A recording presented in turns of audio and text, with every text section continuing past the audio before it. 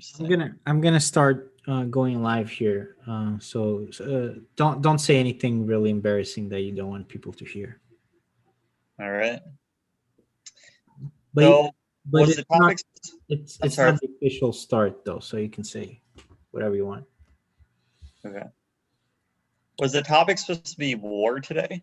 I think that's what you put, right?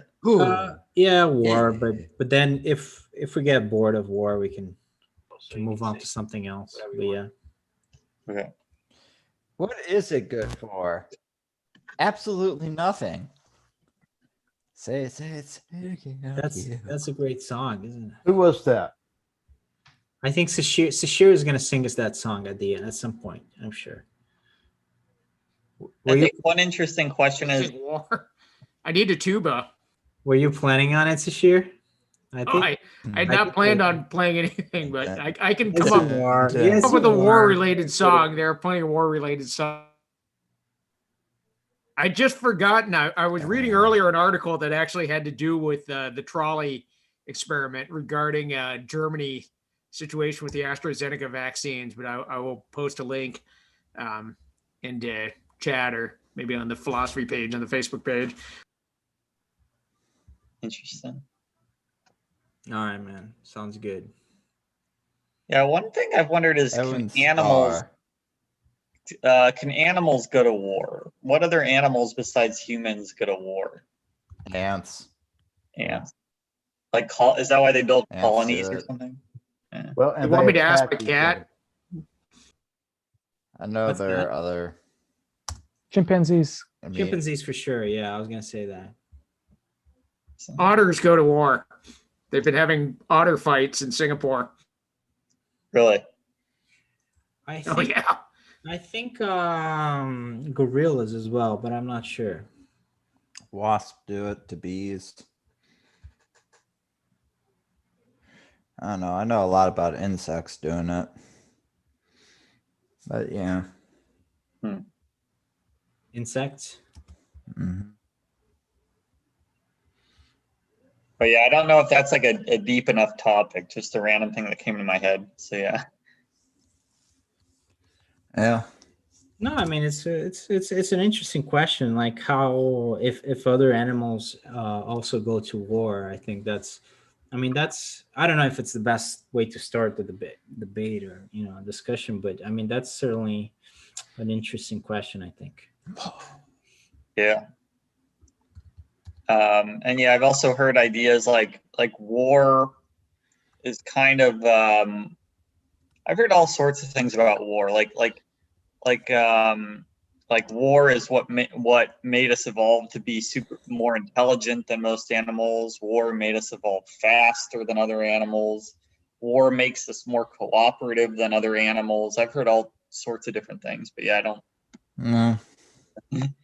I don't know can't how much. remember the anthropologist, but there is an anthropologist who put forward the war theory Mm-hmm. for the development of civilizations or development of cultures. Yeah. I'm gonna see if I can look at. I feel like the biggest example of that would be something like Alexander the Great's campaign. But then begin to splitting the hairs. Was that war? Or was that conquest? Or and I don't know. Well, I mean, one, those things are not mutually exclusive. Yeah. I mean, it was certainly war, and it was certainly conquest. But the thing is, where you say war can bring cultures together or spread cultures, help places develop. In some cases, yeah, that is the case. But you also have cases where wars have led to mutual destruction amongst those involved. So in that case, absolutely no, it did not. So Frank, you might remember this. Didn't Hobbes talk about actually war as kind of a basis of the basis of human nature? I mean, but or are you saying about how they move forward, or? No, I was just trying to remember because I seem to recall Hobbes had a thing about a war of one against all or all against all. Oh, basis all of against all. That's human nature. It's all against all. Yeah. All right, and Vladimir, he might join us later. I think he might be confused because of the time change. That is a very real possibility. But I know I am. you are Yeah. It's 7 o'clock right now, right? 7:20. 7:20. Okay. You do. Yeah, it was 7 when most of us got here to the internet. All right. Interesting experiment. Like, I think I tried that for one day once, like never looking at the clock. And like, maybe that's a good question. Like, what effect does time have on our society? Like the fact that like, this appointment is at 3 p.m. and maybe that's a good question for today. Okay. It seems to me that clocks just divide up the time. They don't make the time.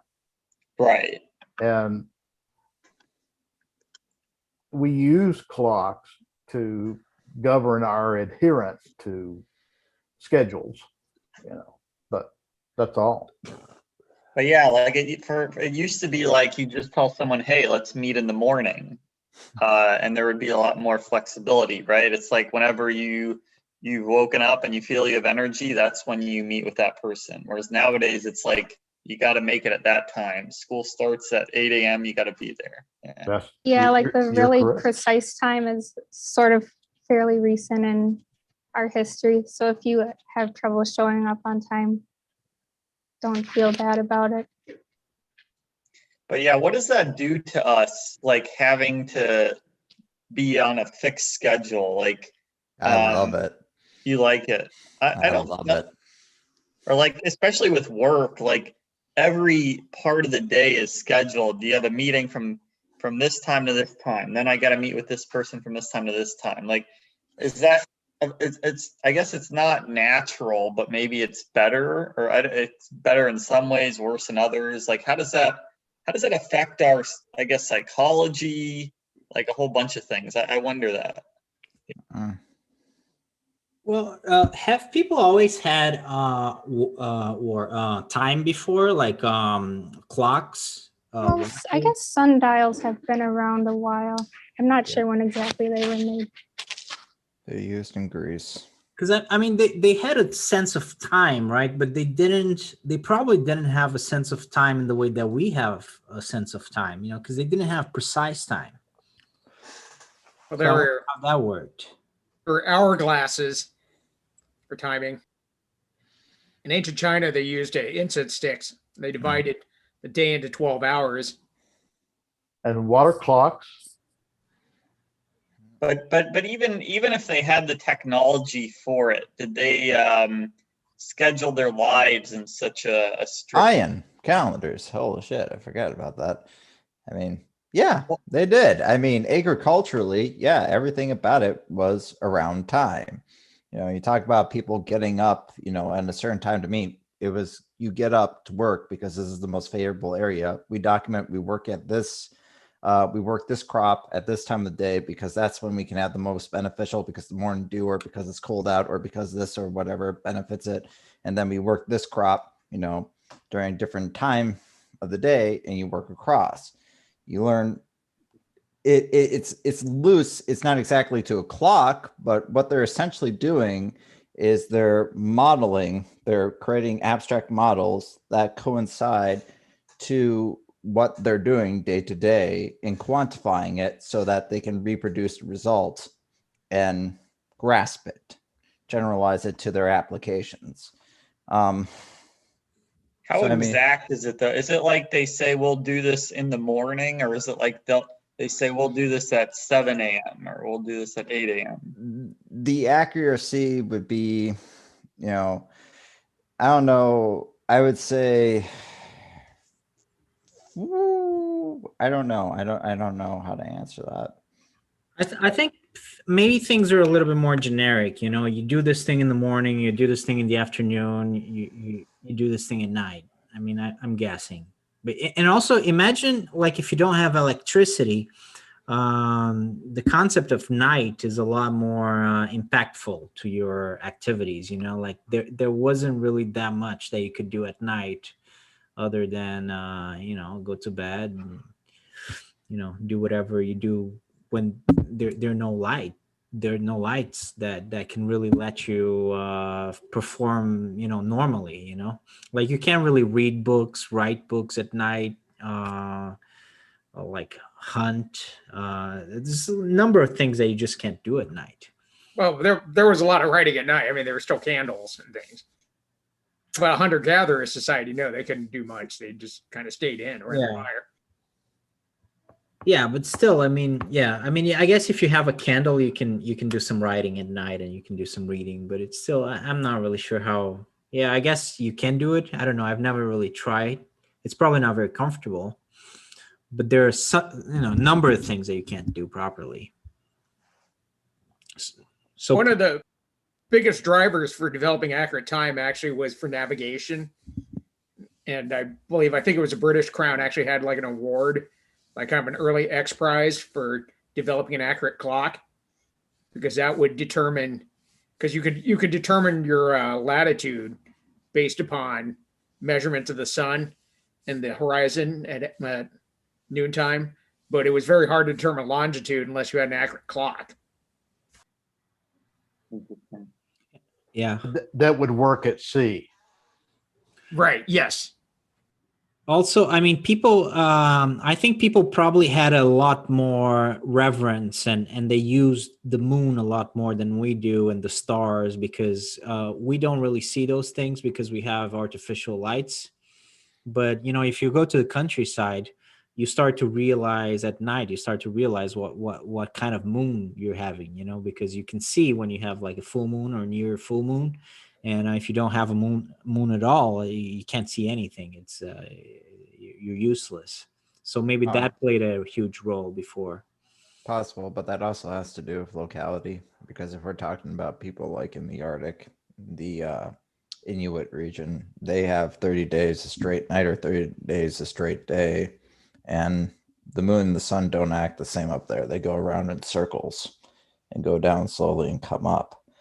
So you have to have an entirely different, you would have to have a different model, or you'd have to have a different means. Yeah, I bet they developed a different model of life to account for that. I bet it's hard. It's probably hard to Plus 6 months of night and 6 months of day. It's they get 30, just over 30 straight days of night and 30 straight days of day.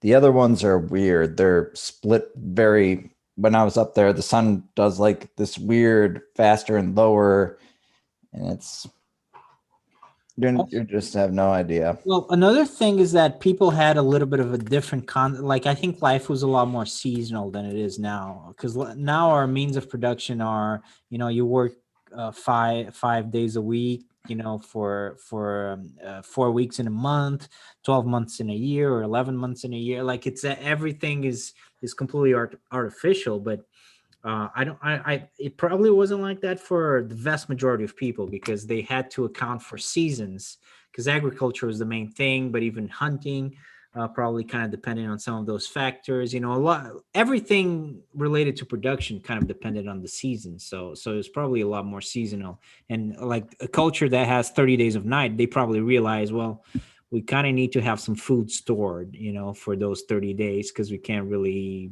get food, or we can't really do anything during that time. Well, the Inuits didn't have agriculture. I mean, they followed Yeah, basically, you know, They were migratory straight up- patterns of animals. they're badasses. They're straight up carnivores.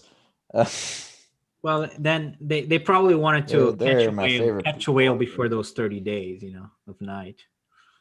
But most ancient civilizations were very cute, and that's why you have a lot of ancient sites like Stonehenge and stuff are basically astronomical observations, and they're aligned to certain astronomical phenomena, particularly the solstices. Because that would help them with the agriculture, or, you know, their production, means of production, hunting and agriculture and all that. Yes, it probably was pretty important in terms of as an agricultural society. Yeah. But they also it's invested in religious views. So a lot of it, like the Incas had, some of their structures were aligned to, the solstices also. And they would basically say like this sacred rock would kind of the shadow cast by the rock would fall in a certain space on the solstice. Like Newgrange in Ireland was based on the morning of the winter solstice, the sun would shine right down the shaft of Newgrange. Even the pyramids have alignment to stars. And I think there is a temple in I don't know if it's Aztec or Mayan, but there's a temple that's pyramidal in shape, but on the either the solstice or the equinox, it may be the equinox, a shadow creeps down the steps that looks like a serpent. Yeah, that's Teotihuacan, Yeah. Oh, central Mexico. Yeah, that man, I would like to go there. So they still have pretty good ruins there. Oh yeah. Oh boy, I've never been, but I've seen pictures. Yeah, I haven't been there yet, but yeah, no, they're good. Yeah, that's one of the places I really want to go to. Those ancient Aztec ruins and Mayan ruins and Inca ruins. That must be really cool. Like Machu Picchu. I think they hadn't even discovered Machu Picchu. I think it was lost to civilization for Machu Picchu for was centuries. discovered in the by Europeans in the 1920s. Yeah, like people had forgotten about it. I mean, maybe some natives knew that it was there, but people didn't really know it was there. Well, the story is that Hiram Bingham, the guy, the quote Western, who found it, actually there was a family living in Machu Picchu.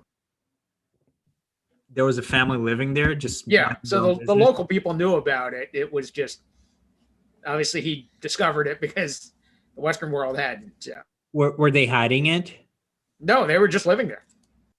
They were just. It wasn't a secret. It was like you don't ask, we don't tell. Just no one bothered to really pay attention.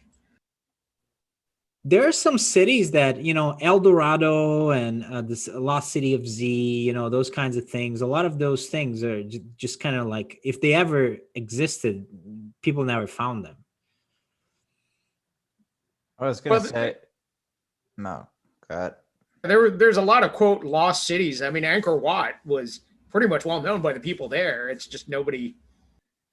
It is basically, it took somebody from the West to kind of find it, write about it, and publish it, and then they claim they've discovered this lost city, but it wasn't. For the locals, it wasn't lost. I mean, a lot of the Mayan ruins are still people. There are actual Mayans living in the Mayan cities. I was going to say, Michael, I know this is going back a bit, but you were asking about time. And I was going to say, if you wanted to look into both the science and philosophical implications of that, I recommend Augustine's Confessions. I think it's the 11th or 12th chapter. Also, Stephen Hawking's Brief History of Time. Mm-hmm. Awesome book. Is that a good book? Oh, it's amazing. This is easily... I've read Sagan's Cosmos. I've read Tyson, what is it? Astronomy for the Rest of Us. I have, read quite a few on my shelves over there. This by far is my favorite. But is that about time itself, or is that just everything that's happened since the Big Bang? Like he crosses a bunch of fields when he does this. Basically, time is definitely at the center point of it. He also talks about things like primordial black holes, his black hole ideas, elementary particles, forces of nature of a grand unified theory of CPT and the symmetries of the universe. But one of my favorite chapters is chapter 9. It's called The Arrow of Time, where he makes an argument from what he calls a weak anthropic model with a no boundary principle of why the second law of thermodynamics aligns with what he calls the psychological arrow of time, and why these two seem to align with what he calls a cosmological arrow of time. And I don't know if you know anything about Hawking's astrophysics, but basically he argued that the universe didn't have a beginning or an end.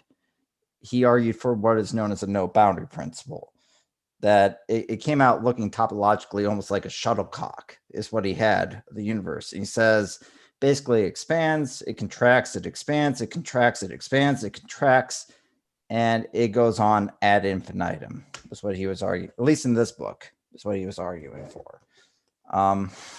But it's awesome. I highly recommend it. You know, So like psychologically, we inevitably experience time in the direction at which the direction of entropy increasing. He basically said, he used the example, he said, the second law, said the second law of thermodynamics is corollary or of consequence to our psychological era of time. And he used the example of a coffee cup on a table. And he says, if that coffee cup falls off the side of the table and breaks because of CPT, I should be able to reverse the particles, reverse time, and it should be able to go up it. But if we view the video of the coffee cup falling on the ground versus it being reversed, you look at that and you say, oh, that's the reversed image right there, if it going back up on the table. And you're looking, he's like, why do we automatically assume is basically what he's saying. He's like, because that should be symmetry on our most basic principles of the universe. He basically, I can't do the whole argument from the chapter, but that's the basic start of it. Yeah, it's very mind bending. I mean, there was a documentary, it was like Nova or something, did a documentary, Stephen Hawking's, and they have a video kind of showing how that. But I was thinking kind of more, I guess, prosaic, less dealing with physics. But if you're talking about how kind of time and being bound to the clocks and things like that, I think Jeremy Bentham was an English philosopher, more sociologist, I guess, writing in the 19th century. Are you talking utilitarian? Yeah, he created. Yes, utilitarian. But he also talked about the implications of basically at the Industrial Revolution about how being bound by clocks would affect minds. All right. Would affect humanity. That's cool. Jeremy Bentham. Okay. Yeah, utilitarianism. Yeah, it's interesting. Like nowadays we set a lot of deadlines. Like I want to lose like 40 pounds in the next year. Or a business wants to meet third quarter earnings, or there's a lot of deadline driven things, in every industry. When you say I want to lose 40 pounds next year, which I want to say that's almost analogous, like when we do mathematics and we use really big numbers or anything like that. You have no way, we use words like a million, a billion, trillion. And it's like, do you really have any way to contextualize those types of numbers, in your day-to-day life? When's the last time you saw a billion of something, a million, of something, anything like that? And when someone says, I'm going to lose 40 pounds in a year, I'm saying the year is analogous to that million or billion. Because I'm like, break it down. So, I'm basically saying we're using a concept that, think of all the things that happen in a year and all the crazy, occurrences and all that stuff that may happen that you can't possibly have knowledge of. That you're kind of using this very, very abstract measure of a year, I will lose 40 pounds, which that may be abstract because you may have no way of grouping 40 pounds either because you've never done it before. Even smaller number. You're right. Time is a crucial element because if you don't include time, I could legitimately say that I have lost 2,000 pounds. I lost a pound. I was gonna say I don't think I can lose 40 pounds, but yeah. Well, if you counted every single time you went to pee, you lose about 0.6 pounds. So if you just accumulated, that over, a set of 10 days going twice a day, you would have 10 pounds right there. You would have more than that, but I said 0.6. Actually, in answer to Frank's question about it, can you visualize? There's this thing going around in right-wing circles criticizing the latest the ARP, the American Rescue Package, the latest COVID relief bill, that basically shows how much 1.9 trillion in $100 bills or $1 bills would be. In fact, Ron Johnson, Senator from Wisconsin, brought a graphic of it to the floor of the Senate. Essentially, a stack of like $100 bills, 1.9 trillion, basically reach from here to the moon. Wow. Okay. Mhm. Why didn't you use $100 bills? Why $1 bills? There was another one with $100 Why bills. didn't you use a Sammy? Basically, would like cover the U.S. in. Guys, Yeah. so just to delve into our daily topic or our topic for today, and then we can like move on to Okay. other things again, but just to touch on it a little bit. So we're talking about war. I don't know how we can start this conversation, but let's just say, is war inevitable? Like, just throw it out there just to kind of like kickstart it. But if you guys don't like that first question, we can go about it in a different way. But so what are we talking about when we're talking about war? Is it something, can we even avoid war? Is it part of the human nature? I think I wouldn't say war, but I would say conflict, or I would say in any system that there exists at least two or more sufficiently complex systems, I will have differentiations between said systems. And those, if they are in proximity, they will be noticed by one another in operation. Does that make any sense? Well, yeah. So you're saying that it's kind of inevitable, right? I wouldn't In layman's or, terms. or but I would say conflict, or I would say Conflict. yeah, because war is pretty loaded. When we say war, we mean something pretty exact.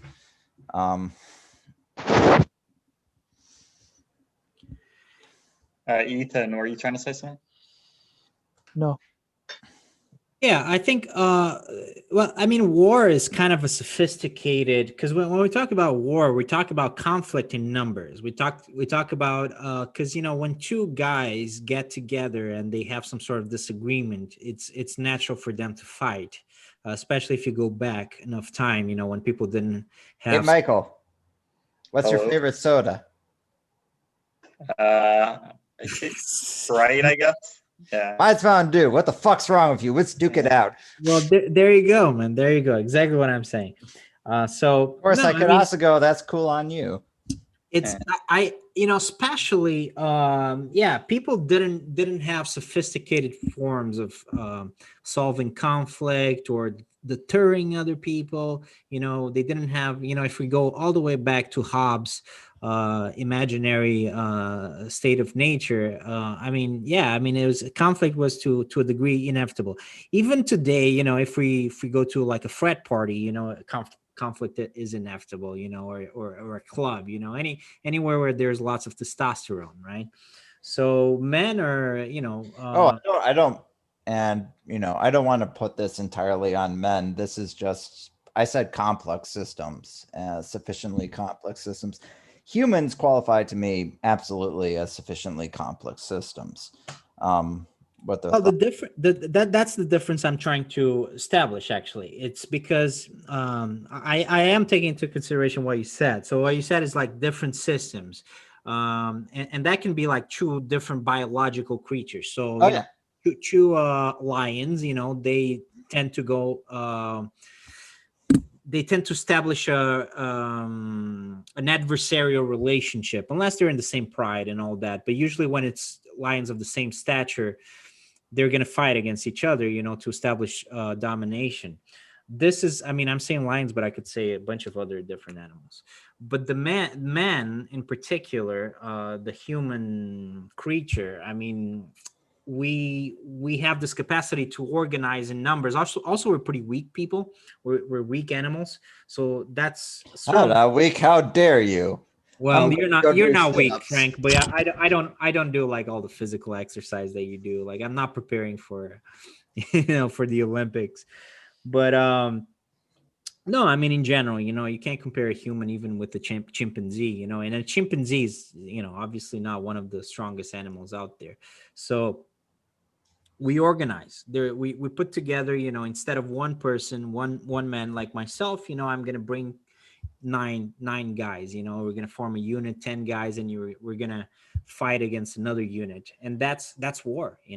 That's how we turn a fight or a conflict, which is something that you see in lions and chimpanzees and gorillas and deer and elk and a bunch of different mammals and all kinds of animals, that they fight against each other, but we turn it into a group thing, and that's war. And then it's just a matter of numbers. You can have 10 people against 10 people, which you would probably have in small hunter-gatherer tribes, or you can have 1 million against 1 million if we go all the way up to World War I, Battle of Verdun, stuff like that. But it's just the only thing that changes is numbers.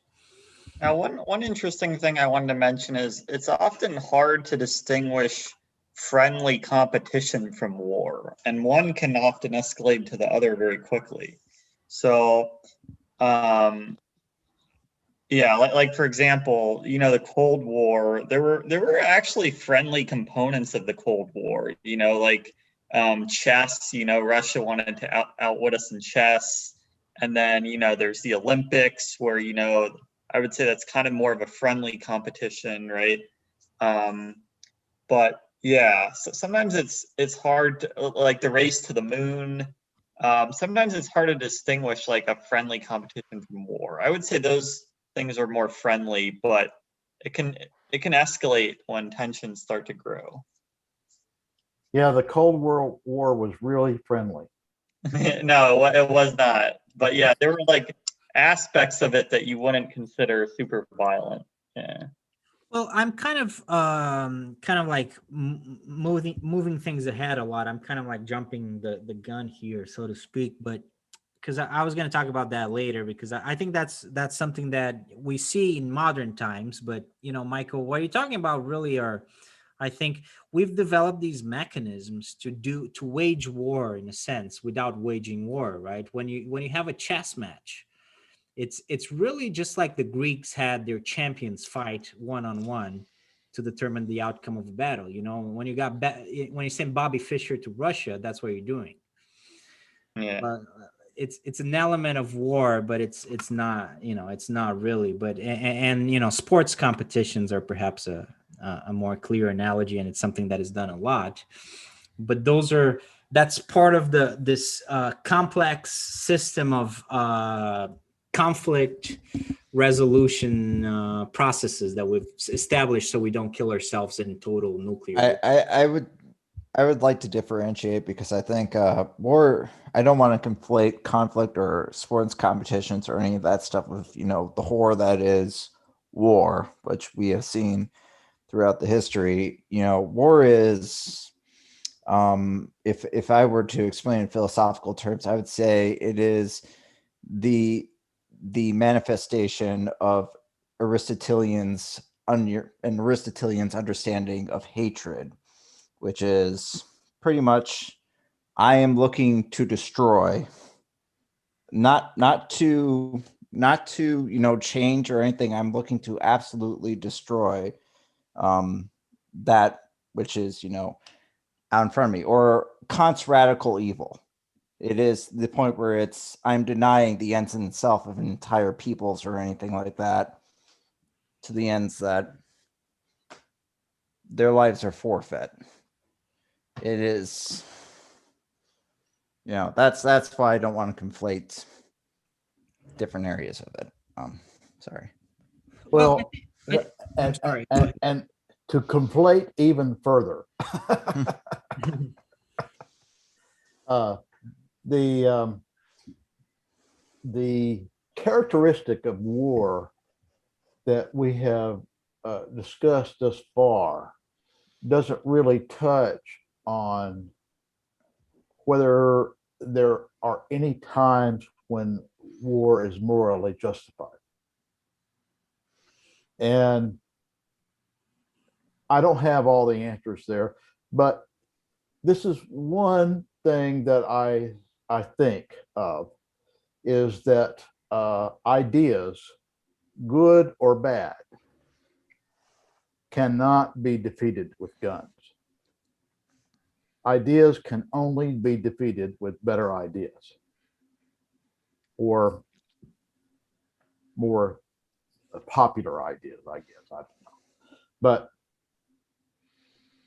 prior to the United States, no one in the world was free. They were all subjects of the king or emperor or what. There was a republic in Rome. We talked about that a little bit last week, and there was democracy, but that didn't apply to all people. I mean, freedom still doesn't apply to all people, or sovereign, or Correct. That doesn't. But you understand do you understand my point, or does that negate the Oh. point? There were utopian societies that pre-existed that were basically. I would not call the U.S. a utopian society. But saying if not having a monarchy or not having basic rules, there were experiments already Sorry, in I'm just- radical democracy, even back in medieval times. I mean, the West. I would not call the U.S. a radical democracy. No, I'm just saying though, if the argument of freedom is not being under a central authority or figure in terms of a king, no, there are plenty of examples in history prior to the U.S. Okay. I think Give what me the an U. example. I think the U.S. represented a very effective and efficacious revolutionary, a revolution, a very good example of a revolution. But I don't know. Military of a- warlike revolution. I don't know of a country or a society that lived in freedom prior to the United States. And if you know of one, tell me what it Well, was. I mean, How do we define freedom? Yeah. Yeah, I mean, I know this is hair splitting, but at this point, if we're going to say for Well, all instances prior to, Let me put it this way. We're splitting hairs at the atomic level. Do I you don't know think what it's atomic. happens- I think it's basic logic. Do you know what happens when you split an atom? well, I mean, I okay, think that's so fine. so let's. I think there's a lot to be said there, David. I mean, I do. I don't know. I don't think democracy starts with the U.S. I mean, the U.S. kind of like picks up the trend that was. No, it You know, doesn't. abandoned a while ago, Democracy but- started in Athens, Yeah. but not all people could vote. No, but in the U.S., not all people could And- vote either. you know? yeah, the founding of the very few people could vote actually. Well, Yeah, I mean, it's not. It wasn't. It was far from like for everybody. I mean, the American Revolutionary That- War was. you waged are by- you are correct. You are correct. I'm not suggesting that all people can vote and all people that should vote can vote. Well, I mean, But it was a small more portion of people the population. vote today than used to. Women, black people, so somewhere between not being able to vote at all and everyone being able to vote, there's a spectrum upon which we reside. So you're drawing a correlation between quantity of voters and freedom. I'm not. It's But- not Okay. black If or that's- white. if that's what Just you putting think, it you're on mistaken. one end. Yeah. But look, okay. No, so, the spectrum can still be there. So I think that, I mean, yeah, that may be the case to some extent, but so what is just to bring it back a little bit. So like what's the point that you're trying to make in terms of the war issue? Like, was that I'm not sure ideas- that I was trying to make a point about war. no? But the idea is I not do being- I do believe that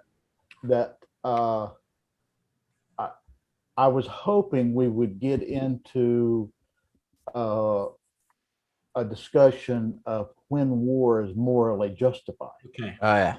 right. I would actually say it depends on your moral standpoint. I mean, from a Kantian moral standpoint, you would get an obvious never. pretty much right out the bat. So in this case, like you're saying, the American Revolutionary War was justified because it brought freedom to the people, whereas before they didn't have that freedom. And Frank is here saying that no, war is never justified. So not even in the American Revolution. In a Kantian standpoint, it would be flat out. Okay, so Well, do you? I think the Revolutionary War was justified because the King of England issued a decree saying that the colonists could not provide things for themselves. They couldn't grow and build and manufacture things for themselves. They had to buy them from England. And in my opinion, that was wrong. It was wrong of him to do that. Okay, so you think there was a degree of tyranny there Yes, that had to be combated? yes. And now what's really interesting is like in the Declaration of Independence, they give like 25 different reasons, like a really long list of things that the king did. And it's really tricky to know when is that tipping point where like, I think the king tried to bribe judges, the king imposed all these extra like taxes unfairly on one group but not another. Like there was like at what point do you say that's the point, now we're justified, you know? Like is there a tipping point? Yeah. And Shashir, you may be correct that there may have been pockets of people who lived free in the past before the American Revolution. There were. But there was not a situation where there was a nation where the people, at least in principle, governed themselves.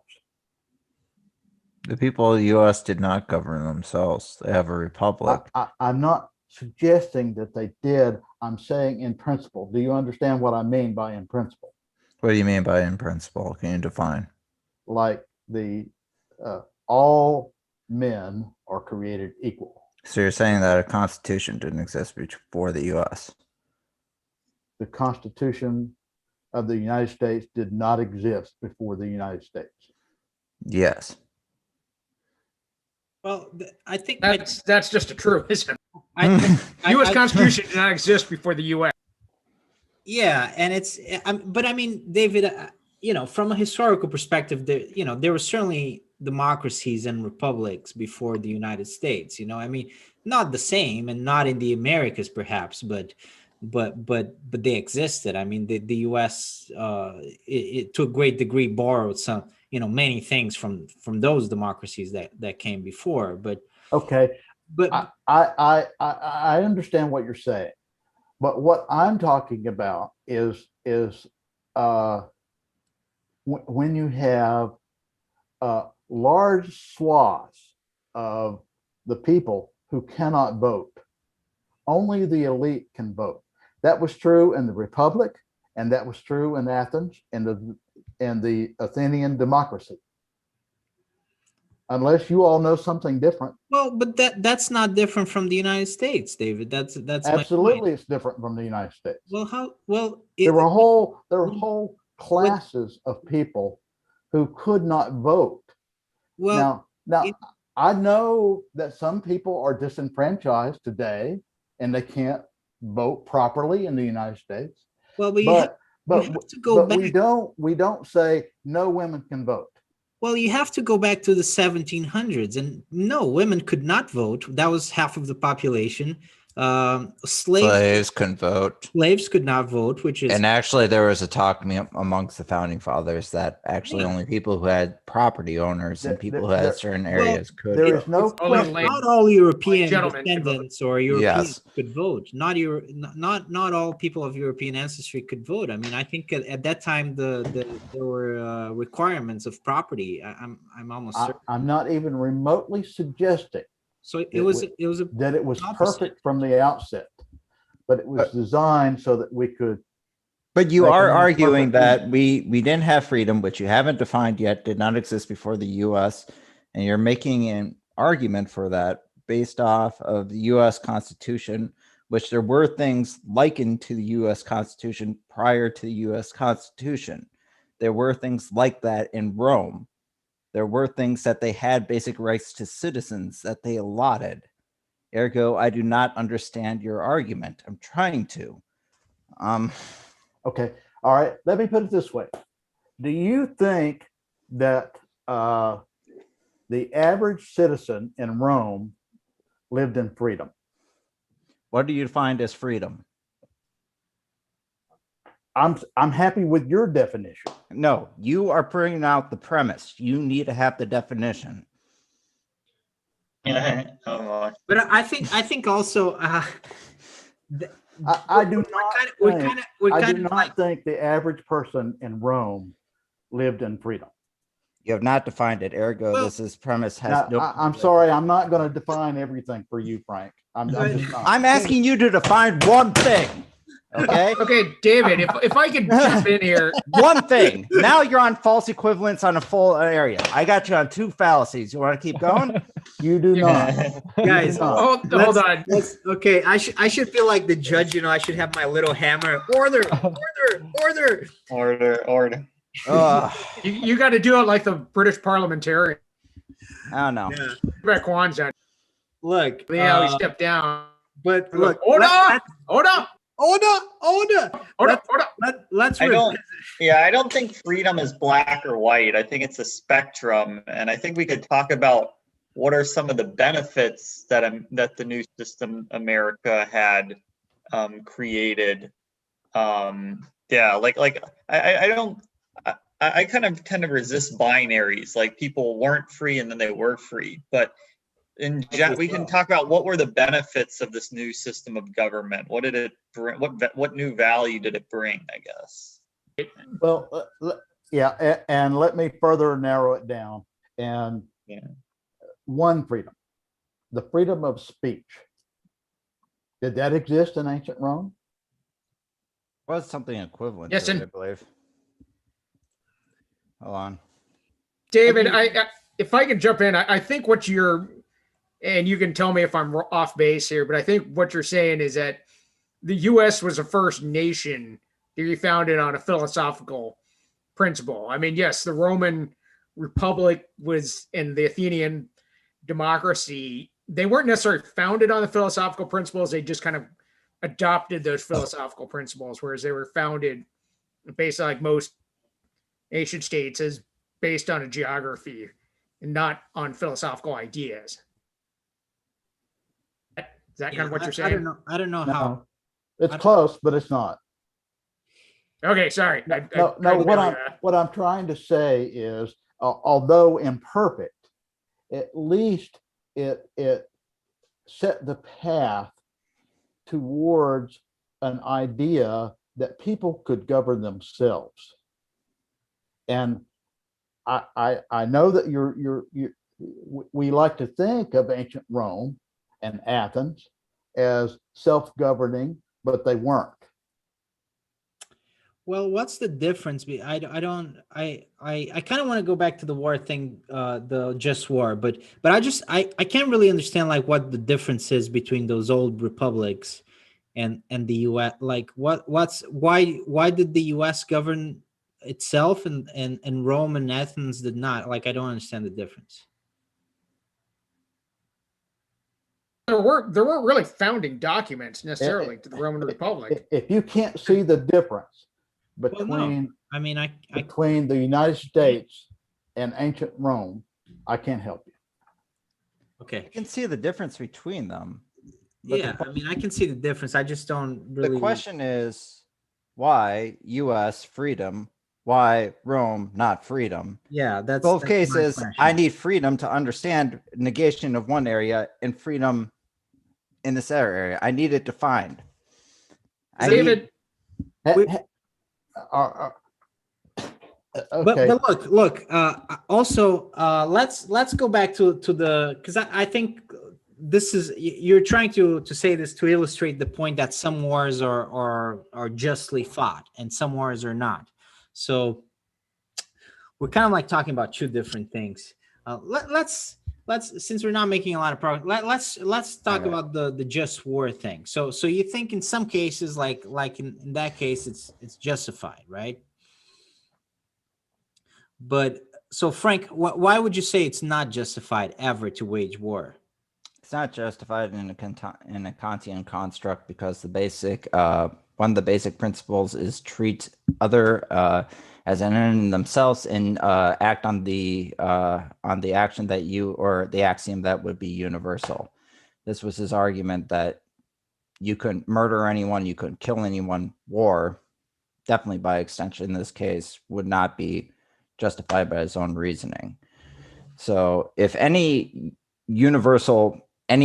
act you would do, you have to sit there and contemplate, would you be okay with someone else doing it upon me or doing those in proximity to me? And you could not, logically say you'd be okay with that, then you ought not do it, is basically Kantian, part of Kantian ethics. There's also a bunch of Okay, but what are the Frank ethics? My Frank ethics would be, I look at war and I would say, can it be justified? Yes. In an instance where all other possible applications are rendered either invalid or not practical, one has reason. So it'd be utilitarian. It'd be basically saying when the outcome or any other reason can basically show that the consequences without doing so would be worse or would kind of be detrimental to the whole, you ought to go forth with war at that point. So I would say, I mean, that's still pretty ambiguous and there's still a lot of room for justification there. So I see we have two new people on the channel. Let's welcome them, Richard and Stacy. Good to meet you. Hi, yeah. I was coming into to like Zoom bomb, but I'm actually quite interested. I'll just put it out there. I've been Zoom bombing like all night, just kind of joining random Zoom groups, but this is actually quite an interesting conversation. So I'm English. Yeah, I was about to. How Yeah, can so you we've find been like a different Zoom group and just joined in? That's pretty cool. Yeah, like yeah, we just kind of joined them and caused a load of chaos. But yeah, yours actually seemed quite interesting. So I was like, you know what, I'm not. We have plenty of chaos. It's just like you put on silly voices and stuff. It's like I would advise you do it, especially, I don't know about you guys, but England's currently in lockdown, so we have nothing to do. We're in varying degrees. Yeah, so yeah, here we're waiting for stuff. Sorry to derail you. Oh no, but, do you yeah, think I just do you think war could be justified? Do you have something to drink? We usually drink before these things. oh yeah, I've Make got. things I'll tell you what. I'll just share my video. I don't care. I'm a bit All pissed. right. Hello. Hi, Richard. Cheers. Cheers. Do I think war can be justified? I think to an extent war can be justified, but I think for too many cases, there are external factors aren't necessarily considered. I don't know what it's like for you guys, but here in the UK, we glorify the First and Second World. Well, we glorify most wars as a society to a massive extent. We glorify both the First and Second Wars equally. But I think when you look at both wars, they were fought for very different reasons. They're often kind of like suggested as, they were fought to preserve European cohesion and peace. But the First World War wasn't really that. It was kind of out of like imperialism. Yeah, And nobody really knows why World War One even happened, right? I mean, it was kind of it's ridiculous. a massive fuck up. Yeah, and if you look at like the tactics used, a lot of men died for no reason. I don't know if you know, but like it's not really talked about here, but the British had orders to walk towards enemy fire.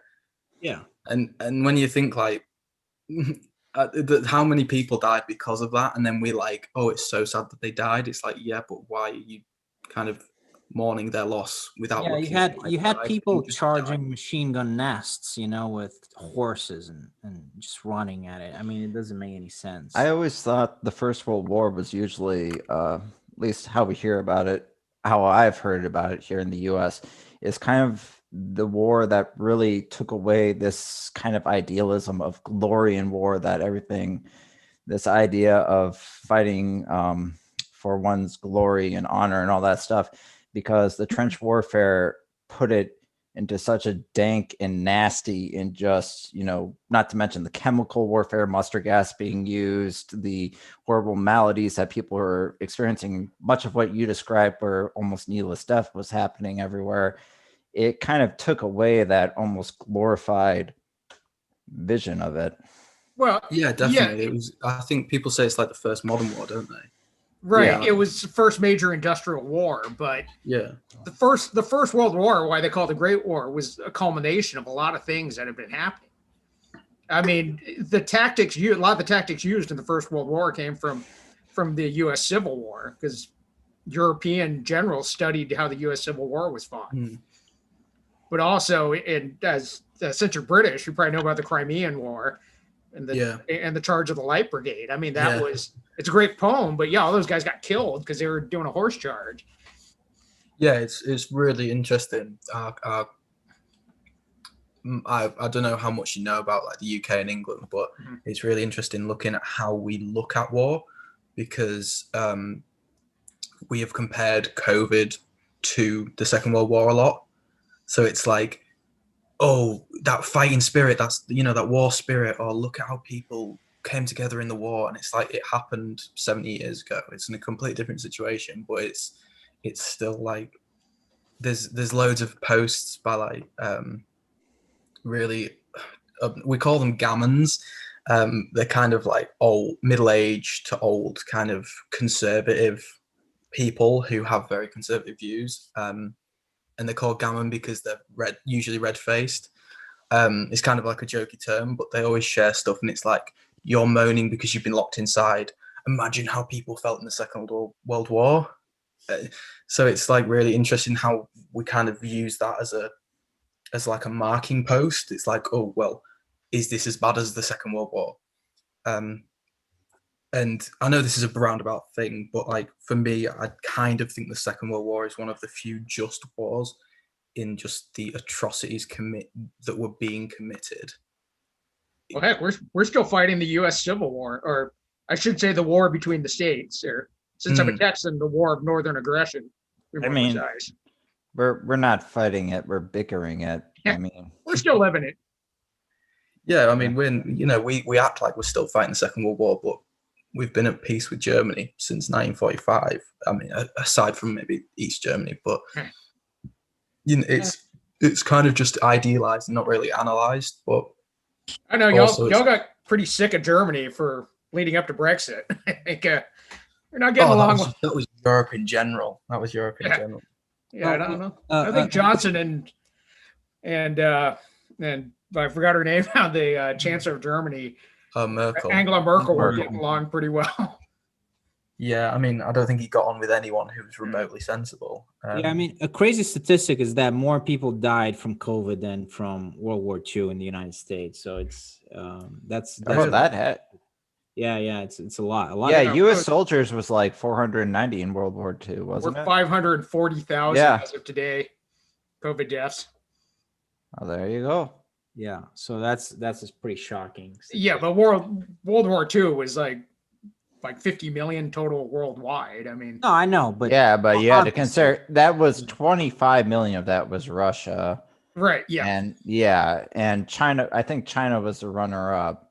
Yeah, China was like 12 million over. Yeah, because the massacre is mainly by Japan.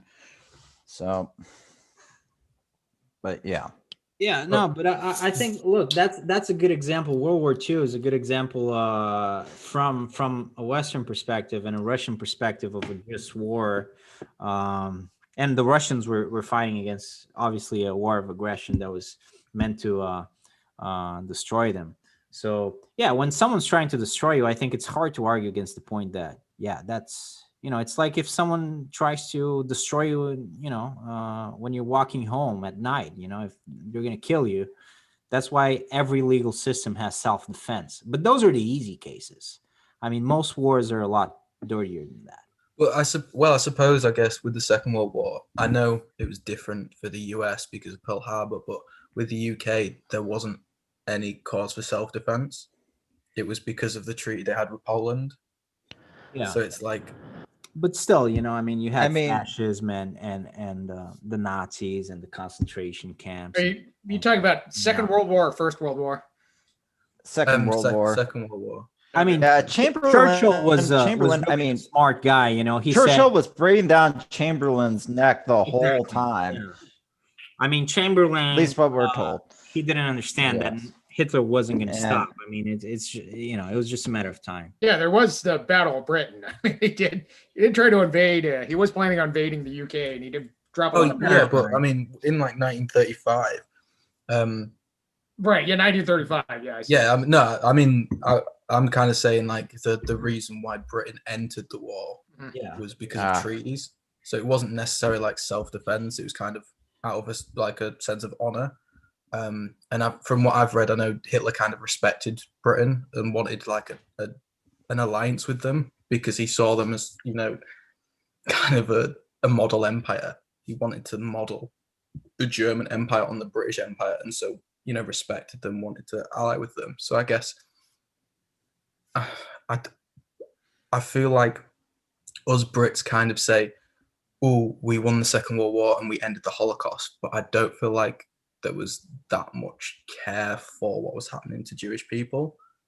I feel like it's kind of a nice excuse, to be like, oh yeah, also I don't know about you guys, but in the UK we love to ignore the Russian involvement. I know there's like a big thing of where it's like, I don't know, I think it's in films as well, where it's like the UK say to the US, or the US say, oh, you wouldn't have won the war without us, and it's like that whole back and forth, but realistically neither sides would have probably won without Russia's involvement. Oh yeah, yeah. Because the Operation Barbarossa failed, and like the Battle of Stalingrad and stuff, and when you look at the Eastern Front, it's ridiculous. But Don't forget Operation Market Garden. But yeah. Well, no, yeah. The Allies couldn't have won without an Eastern Front. I mean, that's for sure. Without taking so much. I mean, Thank God Hitler was a shit commander. right? Yeah. If he's not, I mean, to be fair, Russia did most of the work. I mean, if you really study, I wouldn't say they did most of the work. I would say I'd say- Russia. I said they suffered the heaviest losses, and they definitely were the turning point. Hitler, actually, the funny thing is, I think the Germans did most of the work in bringing about their own defeat because they didn't Yeah. learn jack shit from Napoleon. Hitler opened the Eastern Front. Yep.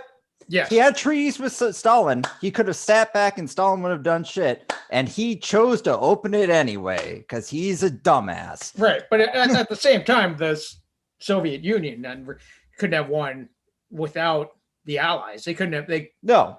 without fighting on the Oh, Western yeah, Front. I and think without- The thing the US Soviet supplying- Union did to their own Without John and soldiers Paul, you was- don't have the Beatles. Yeah. yes, but Without John the Cena, thing you is- don't Wait have a America. second. Am I I right? know. What about Stu Sutcliffe? I Who mean, are we yeah. saying is John and Paul? Who's Ringo? Who's George? Where are we allocating this? well, now we're comparing the Allies to the to the Beatles. But It kind of works as an analogy, actually, but yeah. yeah, no. Sorry to kind I of- always say, Who Germany. was like Ringo? Who was like Ringo in this story? Was it- France? I know. I actually think of it as 90s rap battles. I mean, without a Biggie Smalls, we wouldn't have had Tupac. Oh, And without John Cena, there'd just be no America in general, really. Ringo might have been France, occupied France. yeah. Charles de Gaulle, winning. I don't want to. I don't want to Guidelines. be mean to the French though, because their involvement, especially in the underground during World War II, was exceptional, especially There you go, Ringo. under the wasn't oppression. for- And honestly, France's invasion, and I'm sorry because we have a Brit amongst us, but was completely because of Chamberlain's reliance on the Maginot Line. It was completely on him. Oh, I'm not an imperialist whatsoever. You can slag off the Brits as much as you like. Okay. Yeah. Yeah, don't worry. Well, If you but could bomb us as well, that would be good. so World War II, like, yeah, that's kind of a clear one. But what you know, what about the other wars? You know, like the Vietnam War and Yeah. pretty much every other war fought by mankind. I mean, it's not usually self-defense, really, just self-defense. You know, like there's more stuff going into it. You know, I feel unless somebody knows of one, I don't know of any wars between major powers since World War II. I don't think there have been any really. Well, there's one thing called the atomic bomb that makes things complicated. Well, Now, China's been that was Yeah, World that War was II. what I was going to bring up, Shashir. China's been fighting a low-level war against India. No, like no, last- no, I'm not saying that no major power has been involved in a war. I'm talking about wars between major powers.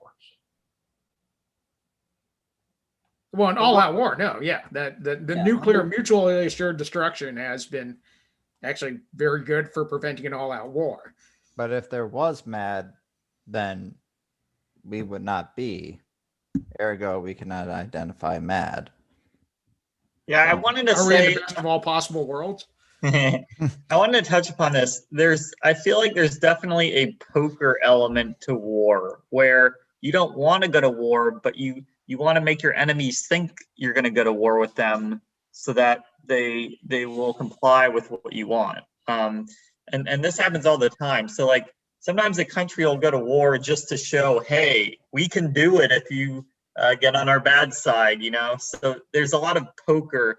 And I feel like that sort of complicates the question of when is it just to go to war. Well, it's like Andrew Wiggins in a fight. He said, and he's a fictional character, but he said, No, he's I a did- basketball player. no, he's Ender's Game. Orson Scott Card. He was also a shooting guard for the Timberwolves and now on the Golden State Warriors. Okay, you have two All right, different well, that's racial not- yeah. definitions. That's Go not ahead. the Andrew He doesn't Wiggins play good fight, defense. He's horrible at defense. but What are you talking about? he beat the crap out of a guy. He's not Ender's Game. And Andrew somebody asked him why he did that. He says, well, I realized I wasn't just winning that fight. I was winning all future fights. Yeah, exactly. Well, there is the saying, if you want peace, prepare for war. Oh, that's old Sun Tzu. That's yeah. It's also popular in the Marine Corps. That's I mean, Well, Yeah, it's, it is. Sun Tzu. Yeah, it goes it's back. true. It's true in the sense that you have to deter your enemy from attacking you. So that still rings true. But these days, the best thing you can do is like build a nuclear arsenal. That's well, the really- thing is, we're not really. We have, the nuclear deterrent. We have it. It's. I would like to say it's not as big as a deal as it was like back in the 50s, 60s, 70s. Luckily, it's kind of, hopefully, kind of gone to the wayside where it's more so out of view. And what we're seeing right now is more, at least what I hear people more focusing on. It's not my area of expertise. Is economic warfare is more so the game right now, which. Yeah, like sanctions. I think we just introduced some sanction on China, didn't we? No, we did a while ago. The company I work for actually suffered quite greatly because of the tariffs that went on because of the business we do over in China. From my view, when goods regularly cross borders, guns rarely do. Say it Well, again. Sorry. I suppose with globalization, When goods regularly cross borders, guns rarely do. And that my perspective there is that if you have a good trade relation with a country, they're not going to go to war with their biggest customer. but I think the thing is now is that almost every country has a level of trade with another country, with like globalization and like interconnectivity. War is not good for business because it will disrupt business. And I think I guess when I was mentioning earlier is I don't think wars are fought for moral reasons. I think they're fought for political, economic reasons. So it's hard to discuss like just cause in war. But I definitely think now, like you're talking about China, obviously, you know, US and China, it's arguably taken over US and Russia. As much as there might be hostility between the two nations, a war would just not make sense financially. Like there's not enough reason for that. I kind of think that the coming wars will be more about resources.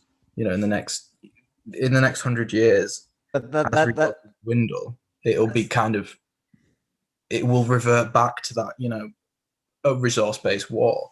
But at the moment, I feel like there's everything's too interconnected to even think about war. So almost morals don't enter it. Well, isn't that a good thing? Oh yeah, I think it's great, but I think it's a good thing for now. I think it's a good thing right now. The thing that Jim brings up though is Now, is it Jim or Richard? it's Jim. Richard is the cover. Sorry, I changed Okay. it. I was actually engaging, so I was like, oh. okay. He was Zoom bombing us with a fake name. The thing that Jim brings up though, What were you gonna do? What were you gonna do to us? Like what? He was It de- trolling us, It Hey, you depends let on him the in, though, group. Bruno. or he was catfishing us. That's what he was Depends doing. on the He was group. like It's- figuring out his plan. Yeah, he was trying to hook us with his catfish. Honestly, That's- you that's the kind of new- go in, you get a feel, and then you just go with it. It's real good fun, but I assume it's very annoying. Yeah. Yeah. So the problem with catfishing a philosophy group is you can't like, oh, I'm this really hot girl. Yeah, we don't go for that.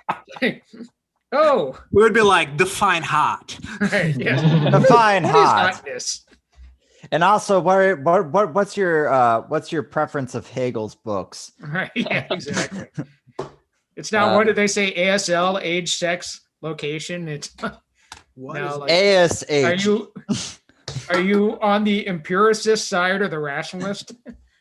First of all, the empiricist rationalist Are you a divide. biological girl or you just identify as a girl? That's like the East Side West Side rapper battle. That's East side. I can answer that. East side.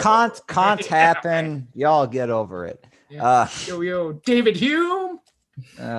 But what Jim brought up there is, I think it's a good thing for now that we have this globalized trade. But what Jim brought up is when we get to the finite amount of resource, when we get to those resources start becoming more scarce, and we see this a little bit happening in America, where people start, becoming more nationalist, kind of want to hold on to what is theirs and kind of don't want to share it. And at that point, and it puts pressure on all their trade partners at that point, they're like, hey, what the hell, man? I was relying on that stuff, so now I'm going to hold on to my stuff too. And they do the exact same thing over there. And it creates tension between all these areas when certain areas become area. I see what happened. I think it's going to be, I don't like making predictions, but I'll make a prediction. You just made one. Yeah, I know. To quote a great philosopher, it's hard making predictions, especially about the future. That was Yogi Berra. Great philosopher.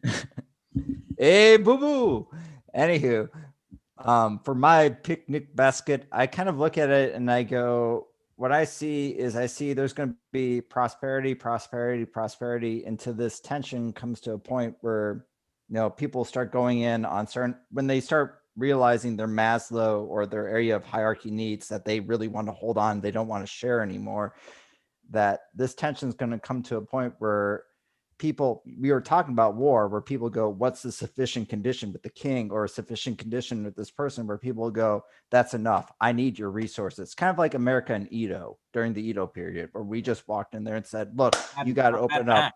Really, Yeah, I agree. I completely agree with that. And I think I always say this about revolution, because I have a lot of friends who are like massively leftist. They're always talking about revolution and stuff like that. And I just kind of say, regardless of my own personal politics, it should say that not all revolution has to do with war. Revolution can just mean any type of change historically, like the Industrial Revolution.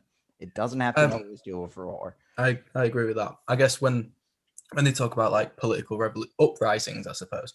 Yeah. They kind of always rely on that when they talk about their own politics. And I always say, I don't think that anyone in the Western world would revolt unless there was some kind of issue with food supply.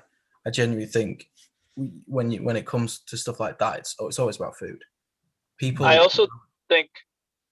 Sorry, go ahead, Jim. I was just gonna say, people nowadays, they're so content.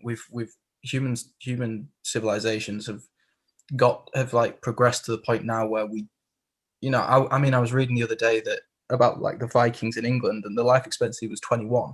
Now our life expectancy is 80. People don't care enough now because they're content, because you can have a TV, you can have a car, you can have your food. You don't have worries. So why would someone go out on the streets and rebel? We Yeah, live like capital riot. kings. And what we're saying about like the resource riots, that's when things will happen, when people's lives start changing. Right now we're all very content, we're all very happy with the way things are. Things don't need to change, because for the vast majority, revolution offers too much uncertainty. It's when food starts running out, water starts running out, that's when people go, hang on a minute. Or a virus happens. I think like eventually it went to Cold War, and I think it might go into these where hacking happens and they destroy our infrastructure. Like, I don't know if you know in Jim, but in Texas, the power went out and that created a lot of issues. Now imagine imagine if that happened nationwide, if China, I guess, China or any country was able to hack our system, and so what would happen there? Yeah, it's that's what we call cyber warfare, isn't it? Yeah, that is cyber warfare. Yeah, I think we will head more towards that, because not like countries don't want to see their soldiers go to war, but they still want the benefits of war. They still want to keep that. So it's a delicate balance. And what you could do is you could have destroy their economy by slowing it down, by hacking stuff, by stealing their IPs. Although I'm going to take a counter position, as I often do, is that we're actually seeing, even here in Western countries, we are seeing conflict rising. I mean, on January 6th, we had a bunch of people storm the U.S. Capitol. I mean, and in the UK, you've had, weren't there some kind of somewhat protests got kind of violent last week over the killing of that woman. I mean, there's been. So people could just. How many of those people do you think will actually get into a war? Like these people, maybe especially the people that stormed the Capitol, they're middle-aged, right? Do you really think that they're gonna like completely shift gears and go into this like a military state of mind where they're gonna have conflict with the U.S. government? They're gonna camp out. They're gonna change everything. Like, these people are grandmas and grandpas, and they like, it's just hard. I think. Well, a lot of them were completely like out of touch with what reality was as well. I mean, when they're talking to these people, like they're like surprised that they're being arrested. Like, they don't understand. Like, they're pretty dumb individuals for the most part, or indoctrinated. I mean, a lot of them that didn't really realize like what they're getting themselves into. Yeah, I suppose to offer the UK perspective, I appreciate the comparison, but it is also very different. From what I understand, the Capitol protesters, it was kind of like I don't know, I guess, a way of saying, oh, we're not happy that Trump's going out of office. I haven't really looked into it, but I know it was kind of like a expression of kind of right-wing aggression. Yeah. Whereas the protests recently about this woman, they weren't actually protests. It was a vigil. They were, well, I suppose they were protests, but it was meant to be like a peaceful vigil. And then the police got involved, and it became like almost bordering on riots. And then I don't know if you've seen, but the UK government are passing they've passed some very dangerous looking laws where it's kind of saying, if someone takes issue with a protest, you can be imprisoned for taking part in that protest. You know, for an example, a city that I live near, Hull, they have the football club there have a owner that they hate, and someone put a tweet out and it said, if we protest and about the owner of that club saying, you know, By the we way, don't Jim, like Jim, just I don't know if you know, but we do like stream this to YouTube at some point, you know. So I We're don't- live. yeah, I don't Yes. want you to Oh, say anything oh. that you don't want people. Like we're a very say small anything, it'll channel, get like you in nobody trouble. watches this, but I just want to, you know. Oh, that's Before fine. you incriminate yourself, just Yeah, keep in yeah, mind, like- yes. No, I don't Oh, think I you wouldn't will. say- I I don't wouldn't think you say will anything. say anything that you don't want to, because you're like you're pretty well spoken and you're saying very logical things. But just so you know. Oh yeah, no, I know that's fine. I'm sure. Now, I'm sure Jim, if someone, Who was if saying someone illogical finds things? I was out- out for a minute. Yeah, because we have like this small philosophy channel on YouTube. Jim, Oh, I that's do, fine. I'm sure if someone wanted to find dirt on me, they'd find better stuff than what I'm Yeah. saying right now. I Yeah. I do have one question, and maybe you can help me because you live there. But Okay. is there a portion of the legislature that is not elected at all? Yeah, the House of Lords. Yep. So we have.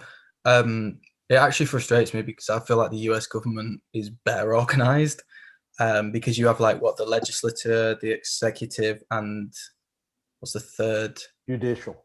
Judicial. Yeah, so you have Yeah, like yeah. all three separate. But our legislature is the House of Commons, and our executive Mhm. is the House of Lords, I believe.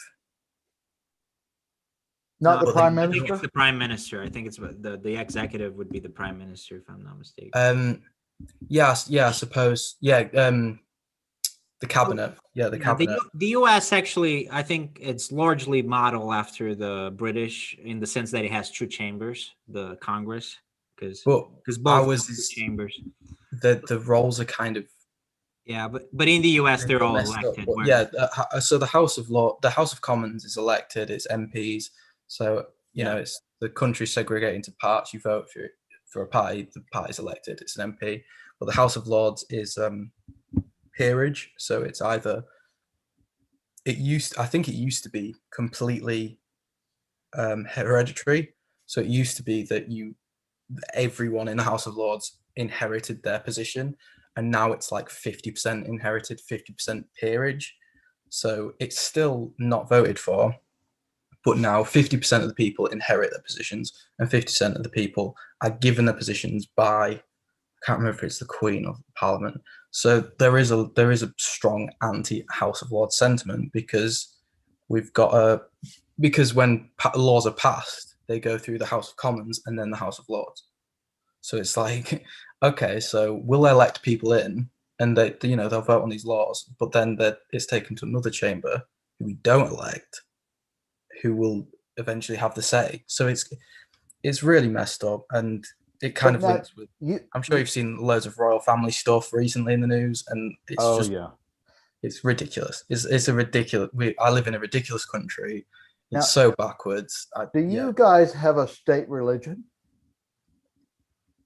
Technically, I Anglican think we're Church. Christian. They're a bunch of Protestants. Church of England. Anglican Church. Yeah. Church of England. Church of England. Church of England, but we kind of have.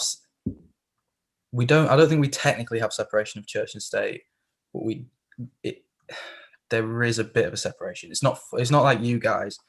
I remember watching a really good documentary called Hell Satan and that's all about like the Satanic Church and their efforts to ensure that the US has religion separated from the state, and I really like it. I don't know if any of you guys have seen it, but I thought it was really funny. I haven't. No. Yeah, But yeah, I think interesting. the UK it's a bit more Christian than you guys. You guys, I think you're like, we're not Christian, even though there's a lot of people who are definitely There's Christian. a lot of people in this country that we're would messed disagree up. with you. We're very messed Oh up. boy. Like in the South, it's Oh, I don't yeah. know. Regarding UK and religion, my favorite text is actually Voltaire, and it's dated. It's Voltaire's text letter from England, where he describes his trips over to England, and what he writes of it is, him coming from France at the time where he had the Janus and Jesuits, which were always at each other's throats.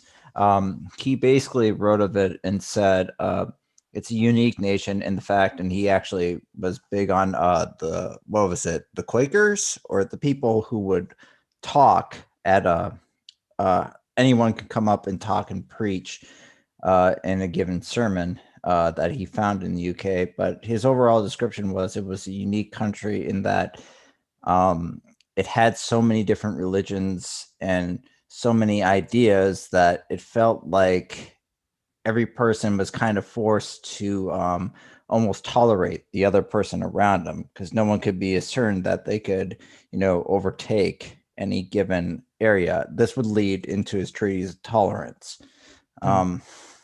It basically was like we all had to talk. When he was there, he basically said we all kind of had to tolerate each other because none of us was dominant enough that we could just kind of take out any other group or fashion. Kind of unlike where he was from, where he said there was the Janus and Jesuits, where they could pretty much, if you were a Jesuit in Janus territory, they would kill you. If you likewise, if you ever, they would just kill you if they had problems. Yeah. I suppose if I could describe religion in this country, is it doesn't matter until it matters. It doesn't matter what religion you are until it matters. It's like it's not spoken about. It's not really a thing until it is a thing. No one's Christian until it matters that they're Christian. It's kind of like no one goes to church, but it's kind of like, oh wait, I'm a Christian. Like you're not a Christian until you talk to an Irishman. Right. But yeah, I was going to say, this thing. There's an insidious thing about religion, and even in the 21st century, because it's not like people don't care about it as much, but it still plays a role, an adversarial role. There's a lot of people who care about religion. Catholics and Protestants, Christians and Muslims, and it's still very much connected to identity and culture. And they care about religion a bunch too. They care about religion in America, so I think people do care about it more, but it's also very political. Like sometimes if they like the candidate, they don't really care about what he has done or said, or like a lot of things that Trump has done goes against, but Christianity preaches. I was going to say Trump became a Christian when he ran for president, right? Yeah, and then he became a baby also Christian. made fun of it. Yeah, and they didn't care because it's political, Yeah, but you see, Trump was Cyrus the Great from biblical times who freed the Jews. No, I'm not kidding. This is actually something that does go on in right-wing circles and Christian conservative circles, that Trump is the modern Cyrus. No, I mean the whole QAnon. I've heard thing, it's like deeply connected in a very. Are we about to go back to the pathological lizard way, people? Because I don't want to go back here. I don't Or want he's a to. modern People say Solomon who had Trump is to the watch. second coming of Christ. Second coming. Frank, we're gonna talk about lizard people now. I'm leaving. I'm out. That's the first clue that you're a lizard person.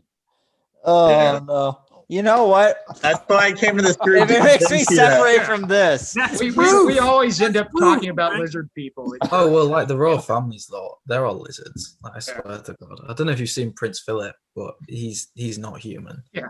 They've kept him alive somehow. I think it's blood magic, personally. Like they just sacrifice orphans. Well, a How old is the great Queen? deal The of Queen is like America is 100. fascinated with British royalty, but I am Yeah, not. I don't get that. I don't get it either. Lots of people fascinated. David, since you brought up the American Revolution, there are many mornings I wake up and I thank George Washington that I don't have to care about the royal family. Yeah, I kind of wish we'd had something like that, because you kind Although of like. we do still have the Kardashians. Yeah, the Kardashians. We And do. the Baldwins. Yeah, I suppose you have a different. Yeah. And the, You have have to care about the both, Kardashians, which is much, much worse. Yeah, but we have both, so we're worse off. We have the royals. oh no! God save the Do any Kanye. of them have an ass so big that you're pretty sure it could kill someone? But are any Kardashians? It's not even hot. It's just like physiology, like I don't know if you've seen. fascinating. Just like how? Frank, you're a I'm sorry. heretic, man. Interrupt. Baby got back. I don't know. When an itty bitty waist get in your face, you get. I am not a heretic, and baby got back. Damn it! I'm gonna break my computer. Hey, Uh, preach the gospel of Sir Mix-a-Lot to you. Do you guys know about Prince Andrew? Did that come across? Oh yeah, yeah. Yeah, He's 'cause in that the was- that Epstein. was- yeah, that he basically Ooh. was connected to Epstein. And then did you see the interview he did where he was connected to like a Pizza Express? Pizza Um, Express. Yeah, but loads of this is So what I love about the Pizzagate internet. is true. Wow. Loads of people went on the Pizza Express at Wokin's like review sites and they started reviewing it and they were like, I was here in 2001. I remember really distinctly that I was here in 2001 and also I wasn't sweating whatsoever. And it was just like all these like references to the Prince Andrew interview. It was honestly that one of my favorite things about the Really? Brit, that we can take the piss like nothing else. Well, I from don't my remember that. perspective, if I needed a garage built, and so I put that out for bid, and a guy or a person said, "Oh, I can do that," and my father built garages, I would not take that person seriously. Now, what makes us think that a monarch can lead a country because their parent did? That doesn't make any sense. But then the main argument for the royals in the UK that I've come across is they say it brings in a load of money. They're like, if we didn't have the royals, people wouldn't come and visit the UK. And I just think, well, that's not true. Of course, people visit the UK. There's a lot of like disputing facts and figures. I don't think they bring enough money. I don't think you can measure how much money the royals bring in. It comes down to this. I don't know if you know, but the British are still very proud of their empire, regardless of the horrors that the British Empire committed. You know, was the largest empire known to man. Yeah, it's all they started the Same first here. in the Boer War. You know, but people, you know, it's somewhat ridiculous. So many people are proud of the British Empire. And they don't realize that the British Empire was built on white supremacy, basically. And they're kind of like, oh, I wish the British Empire was still a thing. And you're like, that, you know, that's in the past. And we've got, I think Britain's fascinating. Well, I say Britain, I mean England, really, because Right. Yeah. nations that don't want You're not talking about the Welsh, and the Scots don't want to be part of it. Oh, I always give the Welsh. The shit. Irish are shaking their fist at us. Yeah.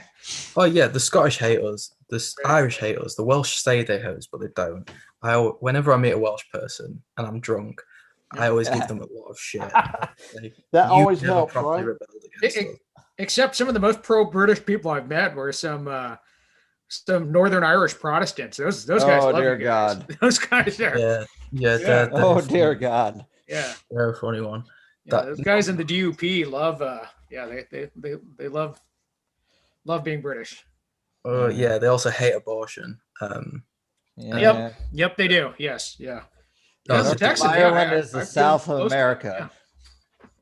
One of my favorite moments was when I was at my first year of uni was the 2017 election, and my mate who I lived with was Northern Irish, and in the 2017 election, the DUP became prominent because they won enough votes to sway Parliament, and he was just sat there. We were up till like 3 a.m. watching it, pissed, and he was just kind of just doing this running commentary on the DUP, and he was just saying, you know, oh, I'm a bigoted bastard, I'm this, I'm that, and it was just like he was just proper going off at the DUP. And we had no clue because we didn't know who the DUP were because they didn't matter, you know. And suddenly it was like, oh, the DUP, and he was just saying they're just awful. They're ultra right wing. They're conservative. They're just stupid. And then he was talking about the head of the DUP. They've had loads of controversy about like this kind of insider trading thing or something. So yeah, British politics in general is not nice to be involved in. I'm sure it's really interesting to look at. Well, But- you get to see our politics, so I mean it's Yeah, I mean, yeah, we another great thing about Britain is everyone kind of looks at the US and goes, "Oh, we're not as bad as that," and it just kind of absolves us somehow. You know, it's like It doesn't. no, oh no, not at all. But you know, like especially I'm not as racism. bad as Charles Manson. Well, Are you sure, David? It's always like they'll say, Well, there'll be a good in analogy is America. when you have the one sibling who's a huge fuck up, and me being the youngest, I get to see this all the time, and you don't get to look at them and go, "Oh, at least I'm not as bad as them, so it doesn't matter what I do." And it's like, it still matters what you do. Oh yeah, no, Not we as don't much. have that attitude here. It's kind of like, well, our police officers don't, shoot black people regularly, and it's like, what they do commit crimes. It's like, no, we're not the US. It's like, oh, we're not the US. It's like, well, we're not as racist as them, but it's like, but we are. It's just different. The Well- racism is less overt. People. I think because the UK see the US as very extreme, because I think it's such a big country, and there's such. I do think it's. I don't know how to describe it, but I think the UK is almost mild-mannered. So they look at the US and they go, "Oh, they're so extreme. They're so over the top. We're so much better than that." And it's like, yeah, but we're kind of like repressed. The US, you've got these like ridiculous, Fox and Friends and stuff like that, where you've got these crazy people on TV and they're kind of saying all this stuff. And the UK goes, "We'd never be like that." And then you go on TV and you've got people who are kind of like that, but they're not Piers as Morgan walked off the set. yeah, perfect example. But I feel like he's just copying off Fox News. He's Oh, he taking was, yeah, I guess. clickbait and going, right, I'll do my own thing. But because he's not as inflammatory, say, as the US, it's kind of like, oh well, we're not as bad. But it's like, but we are. We're Well, you bring up a very good point, and the example that I often think of is like the Civil Rights Act of 1964. That was a good thing, and sometimes we need laws, but in reality, laws are not. They don't change people's minds. definitely. What needs changing is people's minds. They need to be persuaded. And laws don't do that. But we always have to do that if we want to succeed. And so oftentimes in the United States, not all the time, but oftentimes, often enough to merit consideration, people think that if they can get a law passed, that's it. But that's not it. You still have to persuade. Yeah, laws can be effective though, not in the short run. They might not change people's mind in the short run, but if you're forcing people to abide by that over time, it can affect what people actually believe. Yeah. I do agree. with the UK. I do think it's really interesting comparing them with like civil rights, because close example is like the ending of slavery. We have William Wilberforce, who's notorious anti-slavery campaigner. I always find it funny that everyone applauds William Wilberforce but doesn't look at the fact that he had opposition. It's like, oh, William Wilberforce was great because he was, he opposed slavery. It's like, yeah, but who are the people who opposed him? He was fighting an uphill battle against all of these slave owners and stuff like that. But then also, I think it's interesting to look at the US versus the UK, because the US had slavery in its backyard. It had it in the South. The UK didn't engage directly with slavery. It was kind of out there. So whenever we see examples of slavery, it's always the US. It's never in UK colonies. It's never in Jamaica and stuff like that. When we watch 12 Years a Slave, we watch Django. We watch these films about slavery. It's always the US. Oh, the US, their attitudes to slavery or the Civil War, all this doesn't look at the UK's role in slavery. And Well, I think I understand that, but it's also my understanding that when slavery started here, we were still part of England. Yeah, but that's not acknowledged. The way honestly, it's so interesting looking at the UK's attitudes to its own history. It's literally cherry picking constantly. Yeah, it was like it was far away in the colonies, but it was not actually, England, Britain. It wasn't. It was far Yeah, away. it was at arm's length. It was at arm's length, so they when it ended, Good point. Yeah. there wasn't really they didn't have to deal with it because it wasn't in their territory. It was away, and that, with the Commonwealth and stuff like that, it was always it was very easy to kind of, I suppose it's like if you're like a drug lord. Yeah, it's almost like I didn't do it, Yeah, if you're a drug lord and all your drug runners get caught in a different town, it's like, well, I didn't get caught. Yeah, someone else got caught.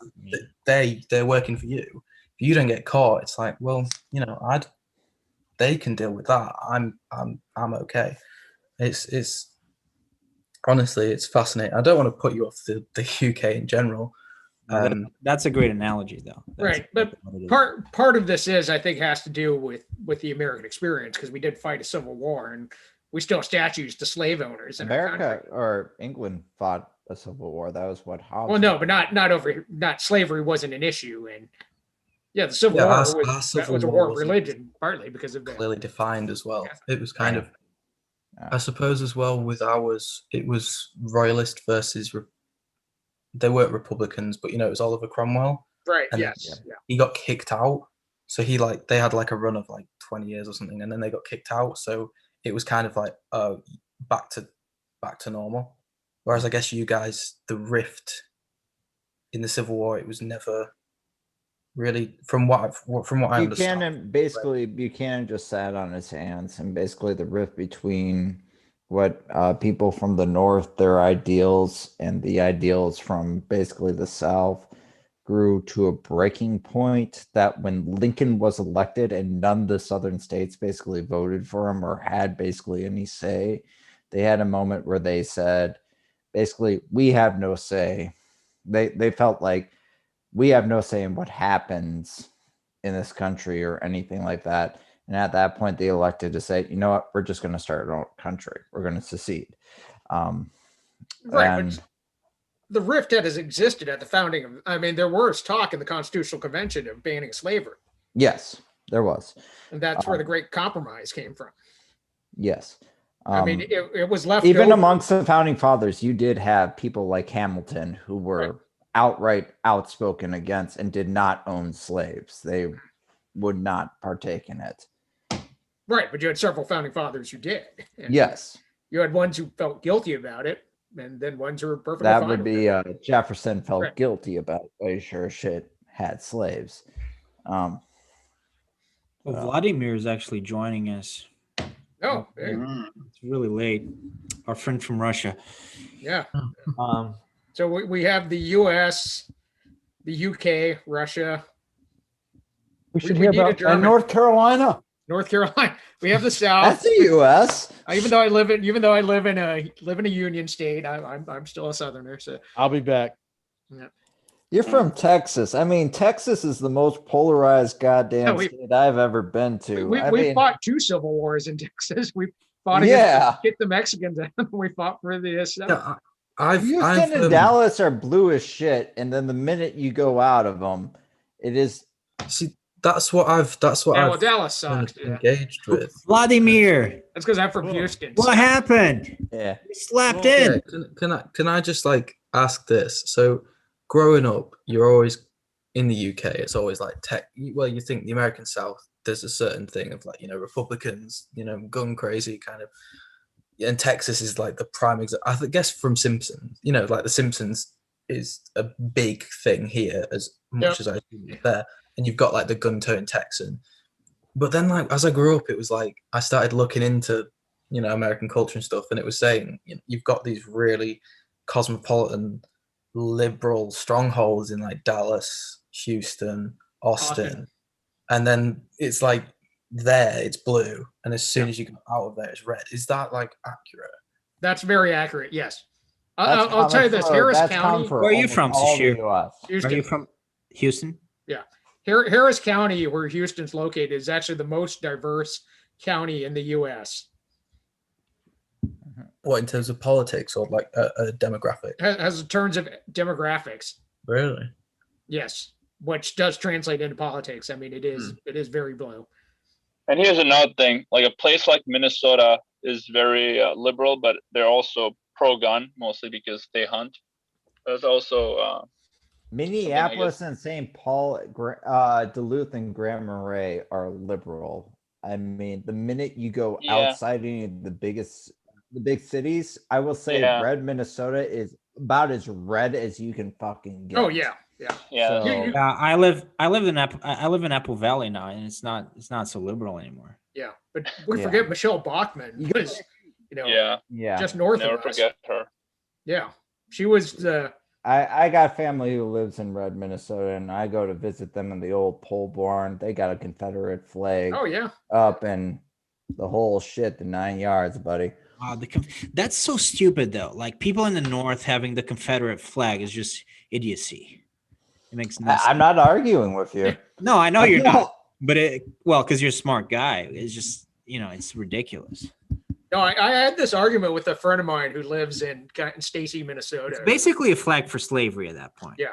I had an argument who was complaining about how they were trying to cancel his culture by tearing down Confederate statues and not letting the Confederate flag flown. You kind of get his politics. I'm not gonna never. But anyway, I had to tell him I've got more right to that because Minnesota was the first state that volunteered to fight for the Union, whereas Texas was a Southern state. I mean, I have more claim to the Confederate flag than Sure, yeah. somebody from Minnesota. Vladimir, on the other hand, you look like Jesus tonight. I feel like you Looks like said that Jesus. before. What happened, Vladimir? Did you sleep in? Oh I dear. think you are sorely mistaken, Bruno. What? 5 What happened? 5 a.m. and Oh, we can't hear you. hello. Hello. Do you hear me now? Yep. Oh yeah. So I thought like last time we said we start at 6 according to your time, and The time changed, and it was what's time in your location now? because now it's 9 here. We started at 7, so we started one hour later. But the time also changed in the U.S. So 9. Yeah, it's Okay, it's changed in a different. Well, it's changed 1 hour in a different. I mean, I thought it's gonna change in back, but it changed forward. oh, I get it. Yeah. But Yeah, it's unfortunate. It's okay. We can still talk a little bit. We Vladimir, also, I mean, two things. We have Jim here with us. He was gonna troll us. He entered our Zoom Yeah, meeting, but from then the UK. a friend, and now he's talking to us about Yeah. all sorts of things. And also, Vladimir, we can't really hear you all that well yet. I think I'll it's really soft. Yeah, I'll change my statement. Was Vladimir the one who brought up the topic of The war? war topic. Yeah, we can go back to war just a little bit. Oh. Who? Vladimir, you whenever you fix your microphone, tell us what you want to talk about war. I'm just gonna nip to the toilet. Oh yeah, Okay. that's cool, Jim. Have fun. Jim's a cool guy. Yeah. Thanks for stopping by. Nope, looks like we lost Vladimir. All right, so TT, is that how you say your name? Yep. PK. Yep, that's PK. T. Yeah, T key. That's it. Got it. Not to be confused with TK, who is Tanu.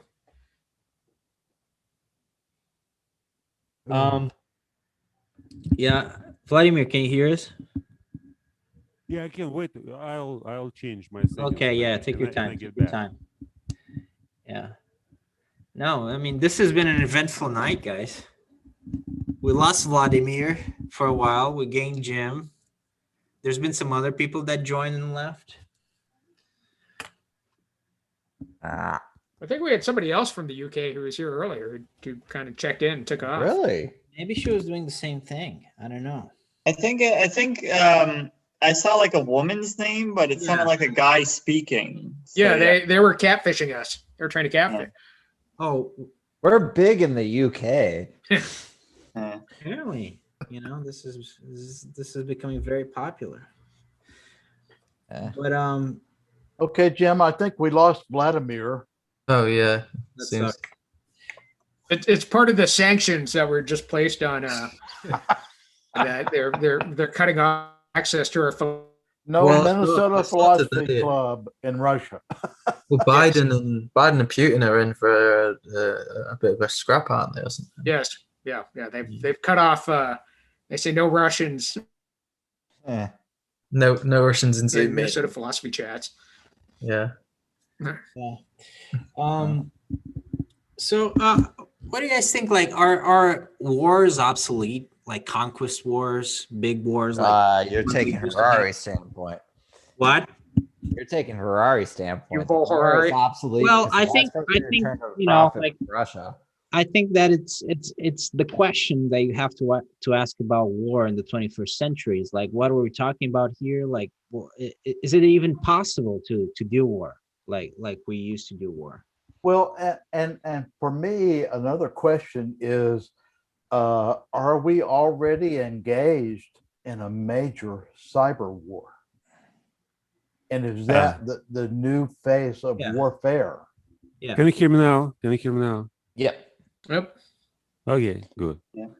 I would say we're So engaged. Vladimir, just to recap, I just asked if we can still wage war in the same way that we used to wage war before, because now it's the 21st century now. Technology is different, but also you have the atomic bomb, you have all these deterrents that really prevent us from materially waging war in the way that we used to. So, but at the same time, maybe there will be other ways to do war. You're like cyber war, right? Yeah, cyber war Which is is- they just pointed that out. Or- Yeah, and Or another And I think another Jim version of brought up a point before that I do think is relevant as well, is that it might come to a point that resources are pretty limited and people just have to duck it out. They just have to try to get to those resources when they're very limited because they just have to eat. I think that's in many ways what we kind of see. I don't want this to be cliche, but I feel that's kind of what we see in the Middle East, where we kind of just see a point where it's we could reason economically, and we do in many cases, especially with Saudi Arabia and Israel. But there is a point where it's the sufficient of reason or the line of reason has been crossed. We're past that. It's time to send the troops. If you're not going to play by these rules, then if you aren't going to take the carrot, you're going to get the fucking stick. Okay, So I'm interested in what you're saying. Explain what you mean by the line of reason. the line of reason, I'm basically talking about what we were discussing earlier when we said under resources there, or even before that, we were saying there is a sufficient condition where someone would say it's time to go to war to conflict, where troops have to pretty much fire, people have to die, we pretty much have to use force, which is what Haas would say, where the primordial authority is force, where we use it to basically take what we want. At this moment, I'm more interested in what Frank would say.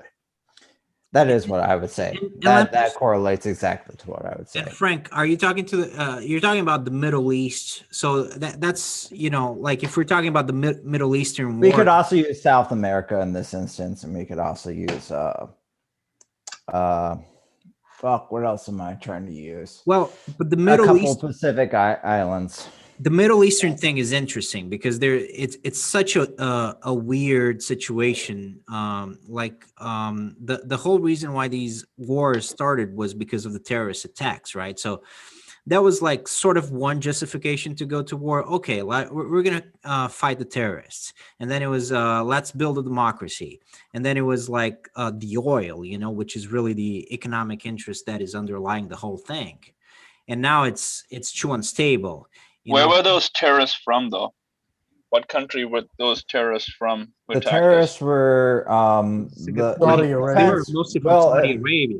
Yes, they were funded by princes from Saudi Arabia. They were also they were kind of scattered from multiple countries that include Pakistan, Afghanistan, Iraq, Iran, even certain outlying countries that even include, if I remember correctly, we even had You're talking about Al Qaeda?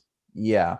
No, Taliban that would later be subsumed by Al Qaeda. Obviously, the thing with The Taliban were Afghanis, Pakistanis, and Afghanis. They were regionalist.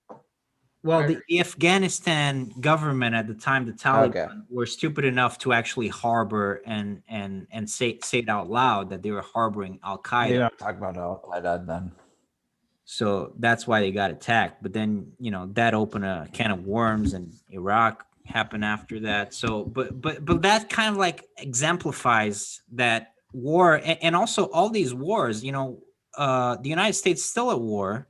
A lot of countries are still involved in these wars, but people don't really acknowledge it even. I mean, maybe the wars of the future are not total wars, or just wars that, it's almost like what we were talking, before about the slaveries in the colonies. The war is abroad where people are suffering, but people here and in the UK and in Europe, they're playing video games, they're doing their live, they're watching their proxy wars. They're going to work. These are proxy wars. I think when you mentioned that made me think of two like pieces of media. One is 1984. Obviously, with the I can't remember what they called. It's been so long since I read it, but there's the war, and then it changes in midway, and there's just a war that's going on. And, state of permanent war. Yeah. But it also reminded me of Starship Troopers. I've only seen the film. I haven't read the book. The film and the book, they're very different. Yeah, there's a war. Join in. That whole. It's like, and that's what I didn't mention before, is that also I know I said war is bad for business. And there's a parallel there as well. I mean, George Bush got reelected because he was at war. He was the commander in chief during the war, and in Starship Troopers, the whole point of having a war was basically you get the government in a position that it's very hard to replace them, right? Because let's not also undermine the fact that he got the war doesn't end. Because I mean, Bush being Bush, but also, frankly, the campaign of John Edwards and Kerry was frankly atrocious. But I'm just gonna say, as a Heinlein fan, I definitely recommend reading the book Starship Troopers. It is. Oh yeah. It's very different from the movie, but it does make. If we're talking about philosophy in this discussion, it actually makes the argument for regarding war in the military has a stabilizing force in society, and why authoritarianism is sexy. Well, no, that's why fascism is sexy. Well, yeah, nationalism to a large extent cannot be sustained without some sort of war, or either war or the threat of war, because you need enemies. So you needed them. You need. Right, but this is a theory about society, civilization partially developed because of war, or societies because it's an organizing force. Well, I mean, it is, but also it isn't. Contrary to belief, and I'm going to call on a historical figure, Machiavelli, here in the discourses, is people often say, your most opportunistic time to attack, colony, state, country, whatever, is when their classes are feuding or anything. And Machiavelli was actually, and he was on the war council and had multiple successful campaigns. He was actually quite good at it. Basically said, no, that is not the time to attack, because what you're going to do is you're going to take two people who have been feuding prior to that, and you're going to unify them against you, and they're going to set aside their campaigns in order to take care of you. And then you're going to make something if you just let them fight it out, and have a civil war, and then you take care of it afterwards, you're going to make it compound to a problem that you could have completely avoided. And he uses the instances, multiple instances of the old Roman Republic of Livy, of Titus Livy, to make his point. But Right, but that's been a principle. I mean, that was in the Thucydides talk about, fighting the Persians, how basically the Greeks were slaughtering each other until it was time to fight the Persians. mhm. I mean, that's been known. That's another good example. I mean, to use a more modern pop example, I mean, that was basically the plot of The Watchmen. Was that the only way Yeah, humans could save themselves was have an alien enemy? but it's interesting because Machiavelli was writing before like the modern idea of nation state came about, but now it's even more that he was talking about a people and a city or but now we have this idea of nation, and that's even more unifying. Is you wouldn't get like if the UK or the US was attacked tomorrow, if someone was to say, hang on a minute, let's hear out the people attacking us, you'd be shot down as a traitor. You wouldn't be, you'd be ignored because they're attacking our nation. And I think that's what's really interesting, is that Machiavelli almost picked up on that before the concept of nationhood, that he's saying it'll unite you. That's before this idea of a unifying, ideal even was kind of that strong. So it's showing that, I completely agree. It is the worst time to attack because it's so unifying, because it's a kind of a common denominator. And I think, as humans, we do love our common denominators. It's hang on a minute, how can we all group together as one? And, again, like in groups and out groups and stuff like that.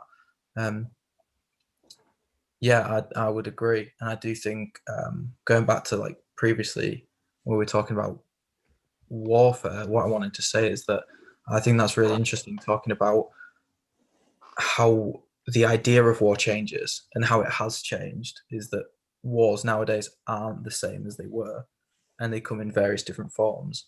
And I think that like stems back to what we were saying about the First World War being the first modern war. I think the First and Second World Wars proved that war in the 20th and 21st century is unsustainable.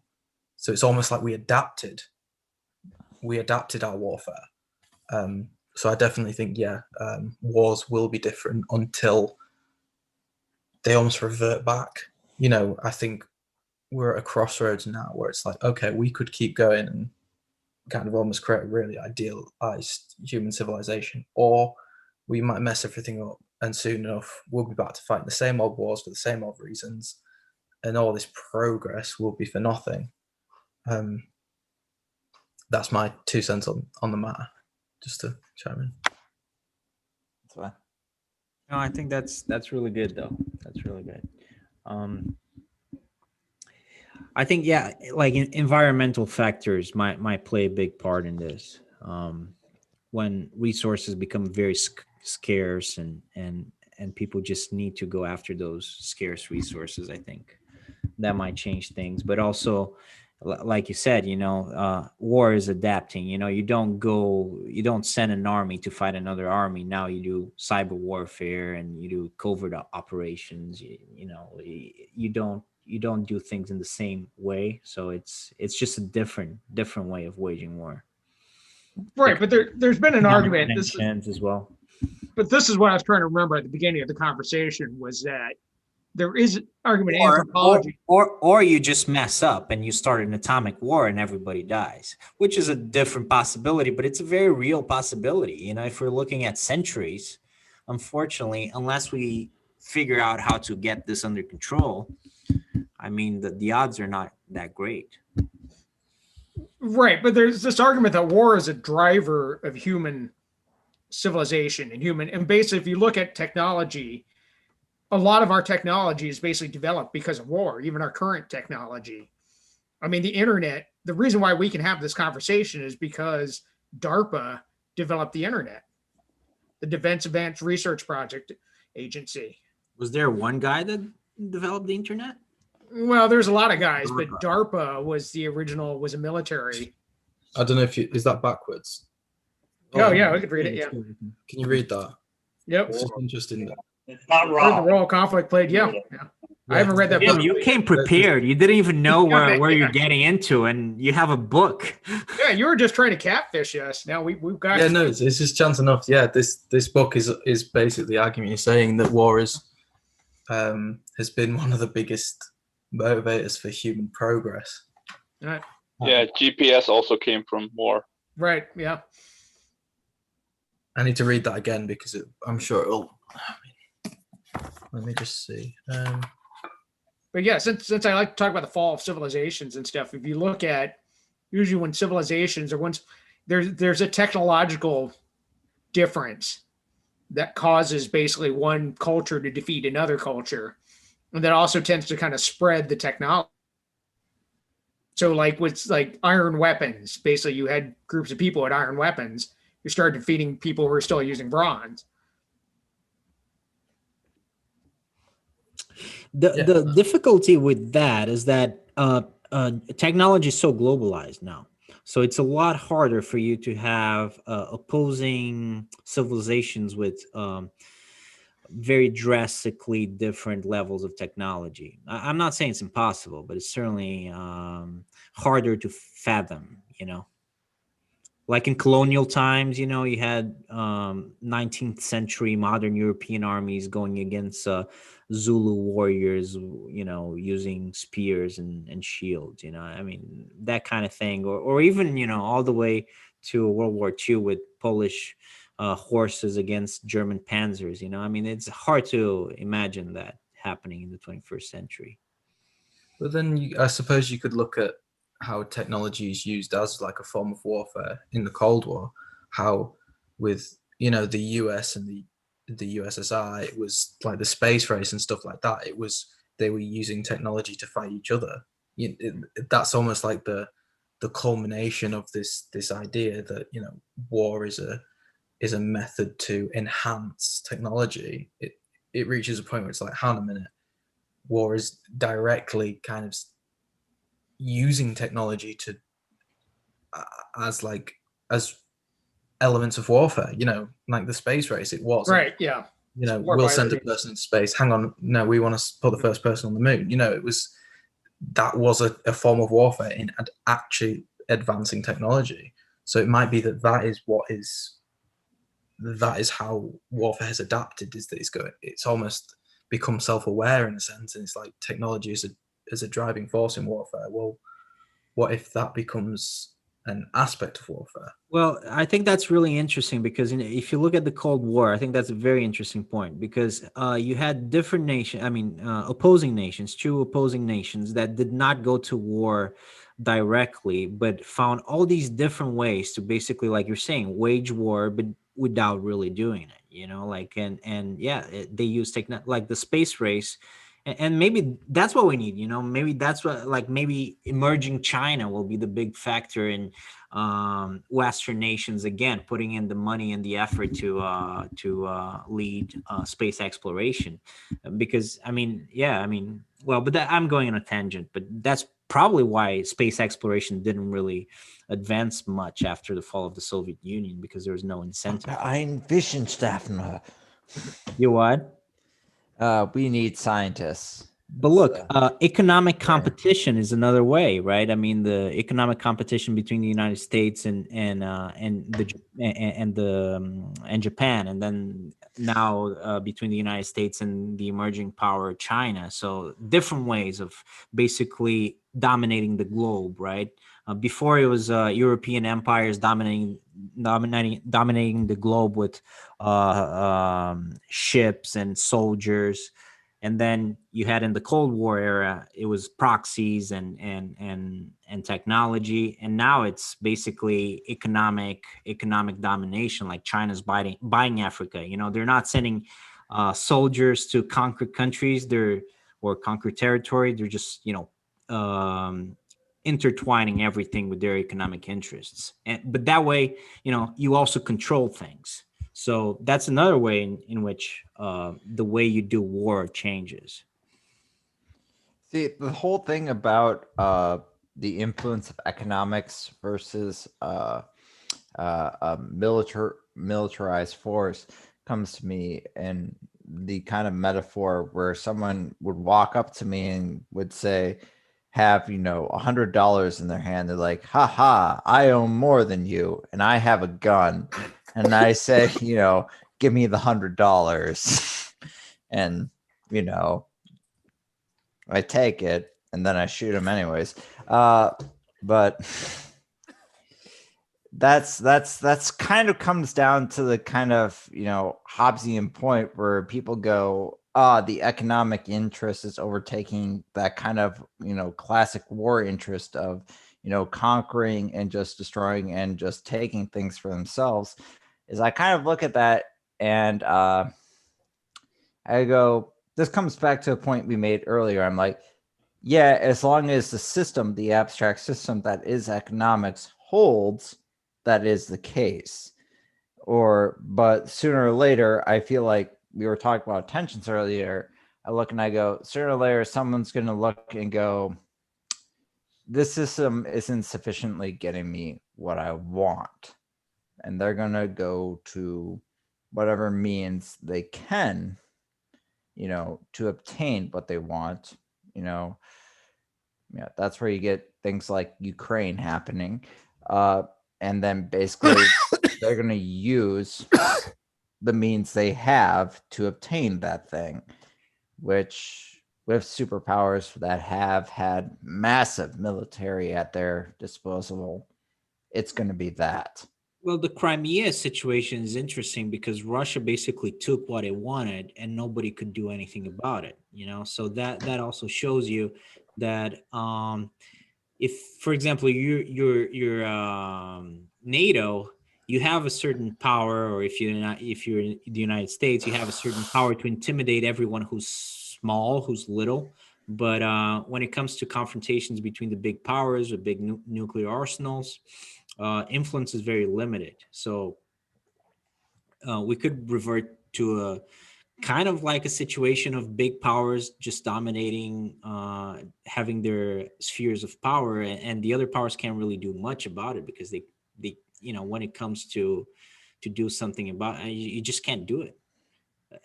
You can do economic sanctions and all that, but it's like what you're saying, that can only lead to a certain point. That links back to like the failures of the League of Nations as well before. Mm-hmm. Yeah, like the UN was created, the League of Nations was kind of described as a paper tiger.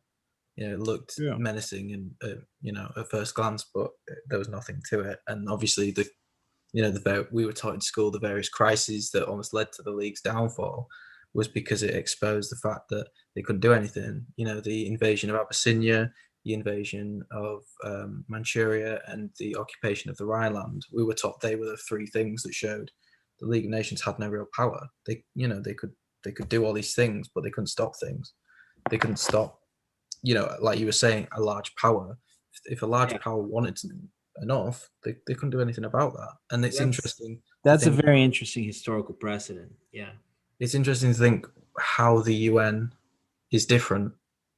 And I don't really know enough to kind of look at how. It doesn't seem that it's different. That's the problem.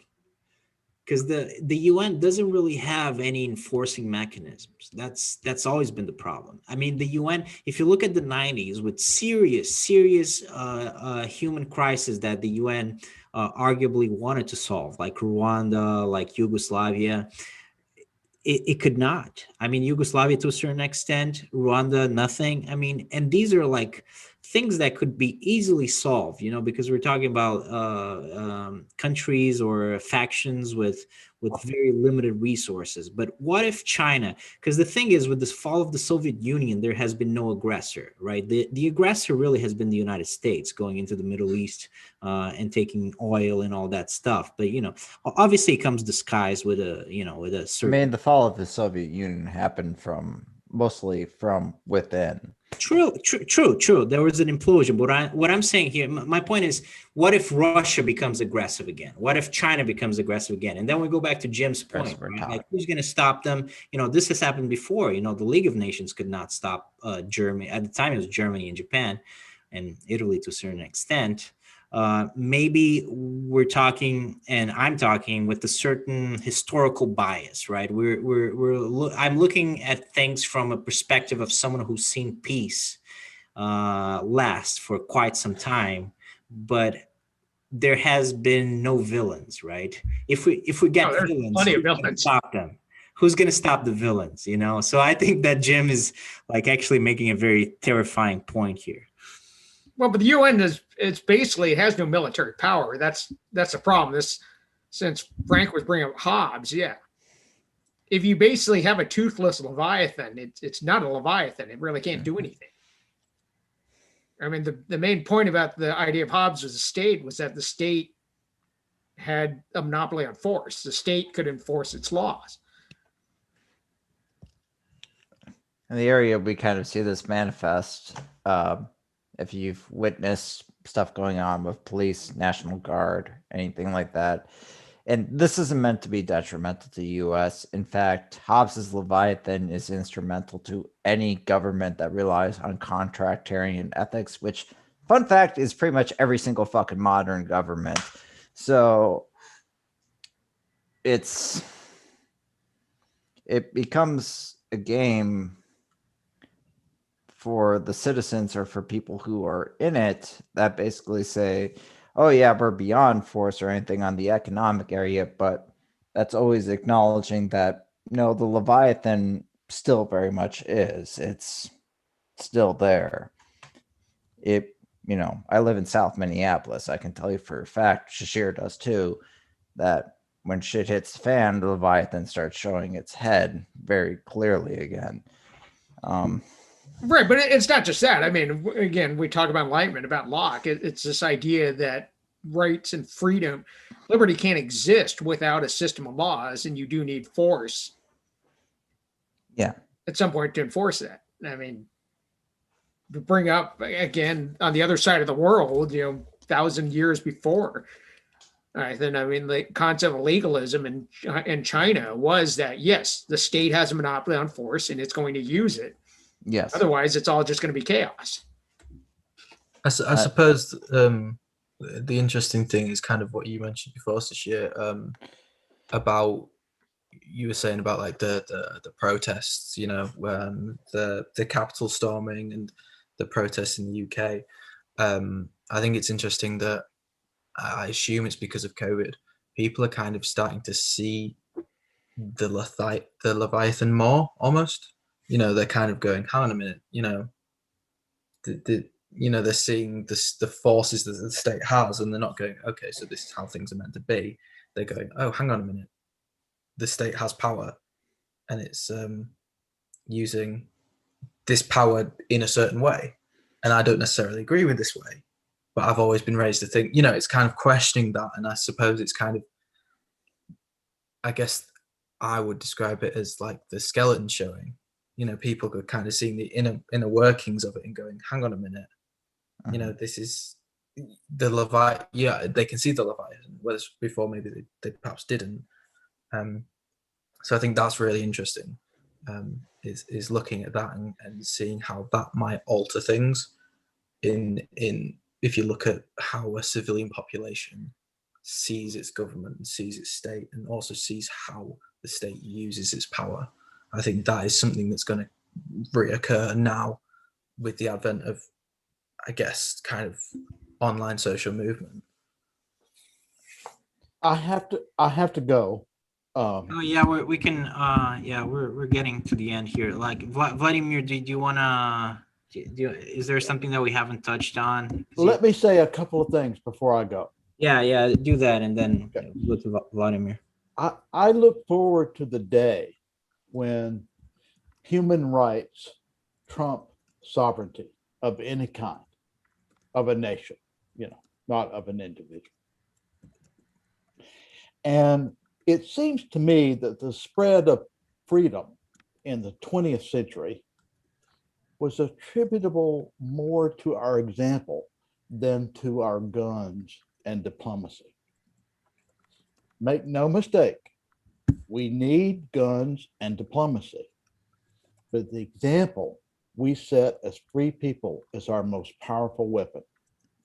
It is a weapon of persuasion, not violence. For it to remain so in the 21st century, we must strengthen the ideas of freedom, not weaken them. None of us can see what will happen in the coming decades, and absent sufficient knowledge of the future, we must rely on our principles to guide our actions. Ideas, good or bad, cannot be defeated with guns. Yes, terrorists need to be stopped, and the world will sacrifice a great deal of blood and treasure to do so. But guns, especially ours, will fertilize the hatred militant jihadis have for the West. Bad ideas and hatred will grow in the hearts of people that lose a child, a parent, or any loved one in a war with the West. Undoubtedly, the United States or the UK has the military might to defeat the terrorists, but doing so alone would be a mistake. It will fertilize the toxic ideas, and a new crop of radical jihadis will grow.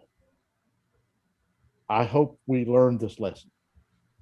So I have to go. See you guys later.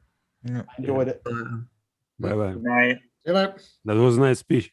Yeah, it was a really nice speech. We had a little bit of a hiccup, but yeah, it's a really Yeah, I actually was thinking this week about kind of, in school they teach you that war, it's what's going on like between different countries.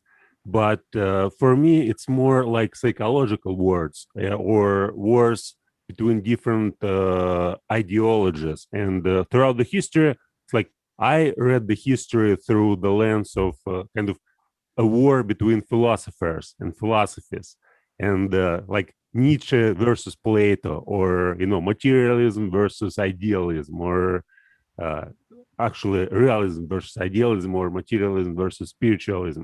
And now it's like these wars, they're never ending, and always we can see that in life, it's like you may basically consider your environment and your surrounding as if it's like at time you may think that there's peace, but actually it's very hard to say what's actually going on. So war may be like on the psychological level, it may be always like going on just in your mind.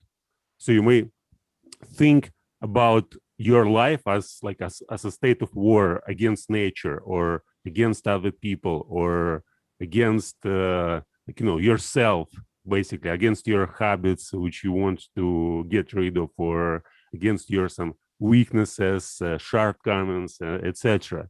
So it's very interesting. Again, look at the history as a war not between people, but between different ideas, and how these ideas occupy minds and just make them fight like against each other.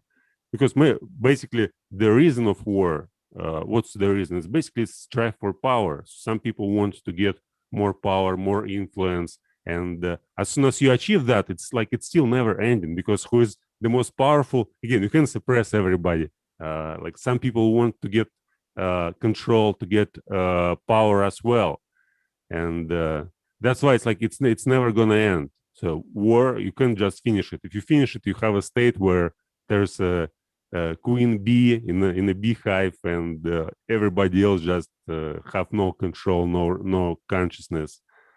Or it's like it's going to continue forever. So some people will never be happy with playing some roles which other people prescribe them to play. Yeah, that's. So you're talking more about war as a state of, as an internal state. Yeah, and again, for me, it's mostly psychological. It's not what's going on like when people take arms and go fight with each other, but it's what's going on inside and how you perceive the reality.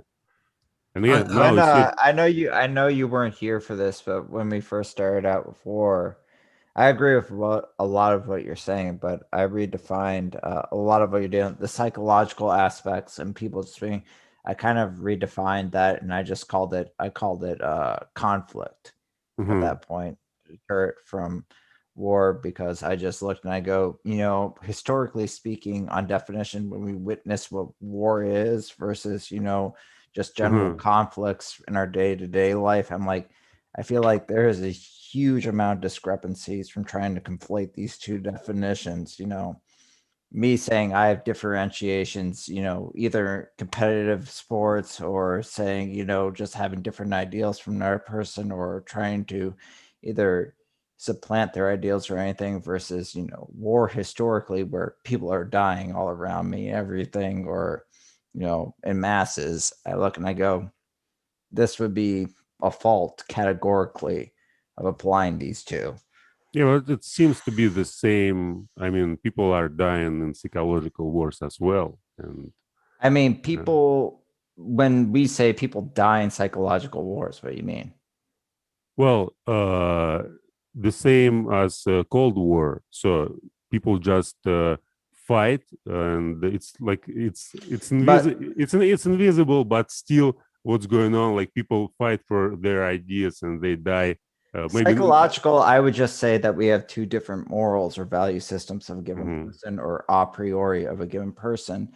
Uh, when we see forests, when we see areas being added Mhm. like into that extra area, I would say this is added because I differ in morals and values and psychological profile from pretty much everyone here, I'm willing to bet. And yet I'm not firing a gun at any of you or, you know, running over there to, you know, stab and kill your children or all that shit. But it's it's a huge jump between that, I'm saying, and you did Aristotle, I know. I use the Aristotelian understanding of the word Mhm. hatred to apply to war. Yeah, he's just. Where, I think he's where using like war in a like a broader sense, though. yeah, Yeah, I I know. absolutely agree with you, Frank. But it's also interesting to look at the perspective of the conflict of ideas that is always going on. And a different thing. I don't know which one is more interesting they brought up, but I also thought the idea that power, the like the connection between power and war, I think is very interesting, and it's something that has changed dramatically in the 20th century. And like you just said, you know, power is always shifting because you win the castle, you storm the castle, you conquer the castle, but then you have to defend the castle, right? That's power. Like you have to win the power, but then you have to defend it. And before that was actually war. You know, like people actually, in order to win power, you had to win some sort of war, some sort of civil war, even, you know, or at least some, you know, backstabbing in some room, you know. There was like actual physical confrontation. There was actual death, you know, like in Rome, Roman emperors didn't just retire or get elected or voted out of office, you know, they got assassinated. Trump got voted out of office, you know, and Biden got elected. No, before it was like you get assassinated and you get into office by winning some sort of battle. Now Yeah, it's different. Democracy changed that. Democracy has changed that. Now it's a battle of ideas and of minds and words. I, So, but it's still kind of the same conflict primarily. I kind of thought about this when we were talking about, you know, the Cold War and the competition aspect. It kind of boils down to a more base, primitive argument of competition versus cooperation. And I feel like Vladimir touched on that a bit as well, of the, you know, this idea of competition and competing ideas, and you know, whether humans work better competing or cooperating. And I think obviously that's a really big topic that's not to discuss now, but I do think it ties into this idea of war, is that obviously war is, you know, one of the most pure expressions of competition, and it's whether the progress made via war could be made through cooperation instead. And I do think it's a really interesting debate that kind of weirdly interlinks, and I think I guess what Vladimir was, the thing I picked up on what Vladimir was saying, that you can see warfare in different aspects of life, and I think it's that competition. But for me, I often think personally cooperation is much more. Yeah, but cooperation, again, you have to do it under some, it's like you can do it like where everybody is equal, right? So in cooperation, we need a leader, and still we need to follow them. And then there's some others who want to become leaders. And in cooperation, like we can't have a pure cooperation where everybody agrees what to do and just follow the competition is necessary. And yeah, I suppose you can also look at that, isn't it? It's how cooperation with competition. And there's like kind of some faculties or our inner nature which dictates us to become to suppress others, to strive for power, to be more. I like this quote from Sun Tzu. I actually was reading like this week this book, The Art of War. Yep. And one of his quotes is, with his forces intact, it's about the commander. With his forces intact, he will dispute the majesty of the empire, and thus, without losing a man, his triumph will be complete. This is the method of attacking by stratagem. So it relates more to cyber wars and the informational wars. So basically, like you don't need army to fight with different people or different culture with different ideas. You basically may destroy their ideas, their beliefs, their belief in their leaders, their belief in their principles, and by doing that, you basically may conquer just other people. And this is what they knew like for thousands of years. And well, that book was tremendously influential, because it's very, very accurate, and it was used by plethora of generals and all over Asia. Even Miyamoto, all the way over to different people who were later to obtain it. It was used by generals it's still used if you join. Still used. Oh yeah. If you join an officer rank, you will hear of the Art of War. You will memorize that shit. Right. That's why we said if you want peace, prepare for war. Yep. But it was used by I forgot his name, by Ho Chi Minh, but particularly the Vietnamese general who fought against the Americans. He specifically used tactics out of Sun Tzu to fight the Americans in the Vietnam War. So it works. Though most of it, of course, is already outdated, and what he like. There's still elements of it that are fairly, applicable to the stuff we see. Like one of the very first statements of it is, the general, basically that the general should not plan for any type of protracted war, that all warfare should be decisive prior to any engagement, Yeah, you need to calculate it before the general doesn't go to any areas, seeking glory, the war's won before you even engage, or the importance of information. If you have a spy in war, right? You buy them off and you make sure they give you information, because information is worth its weight 10 times in gold in war. So, well, since we're talking about World War II, and since we've got a Russian, is if you look at again what Hitler's mistake, of going to fight Stalingrad and Kursk. I mean, it was, yes, they ended up fighting a protracted war. Don't mess with the Russians. You don't mess with the Russians, man. Right, yeah, but it was a protracted war instead of what they'd done before, Blitzkrieg, which would very much be a Sun Tzu concept. Don't fight away to war in Russia. Yeah. Follow and learn that. If Sun Tzu had known that, he would have included it in the book. Don't fuck with the Russians. I don't think the Russians existed at the time. Sun Tzu. They didn't. That's why he didn't put it in the book. Right, he probably knew that. I mean, Hitler knew, but he underestimated what, winter, all these ground conditions.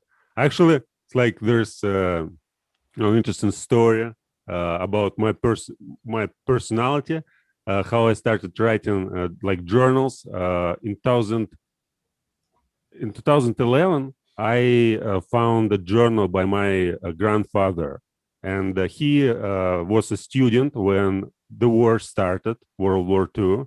And from the very first day, he started writing like a journal. And he was in terrible conditions, like without food for days, cold, sleeping on the ground.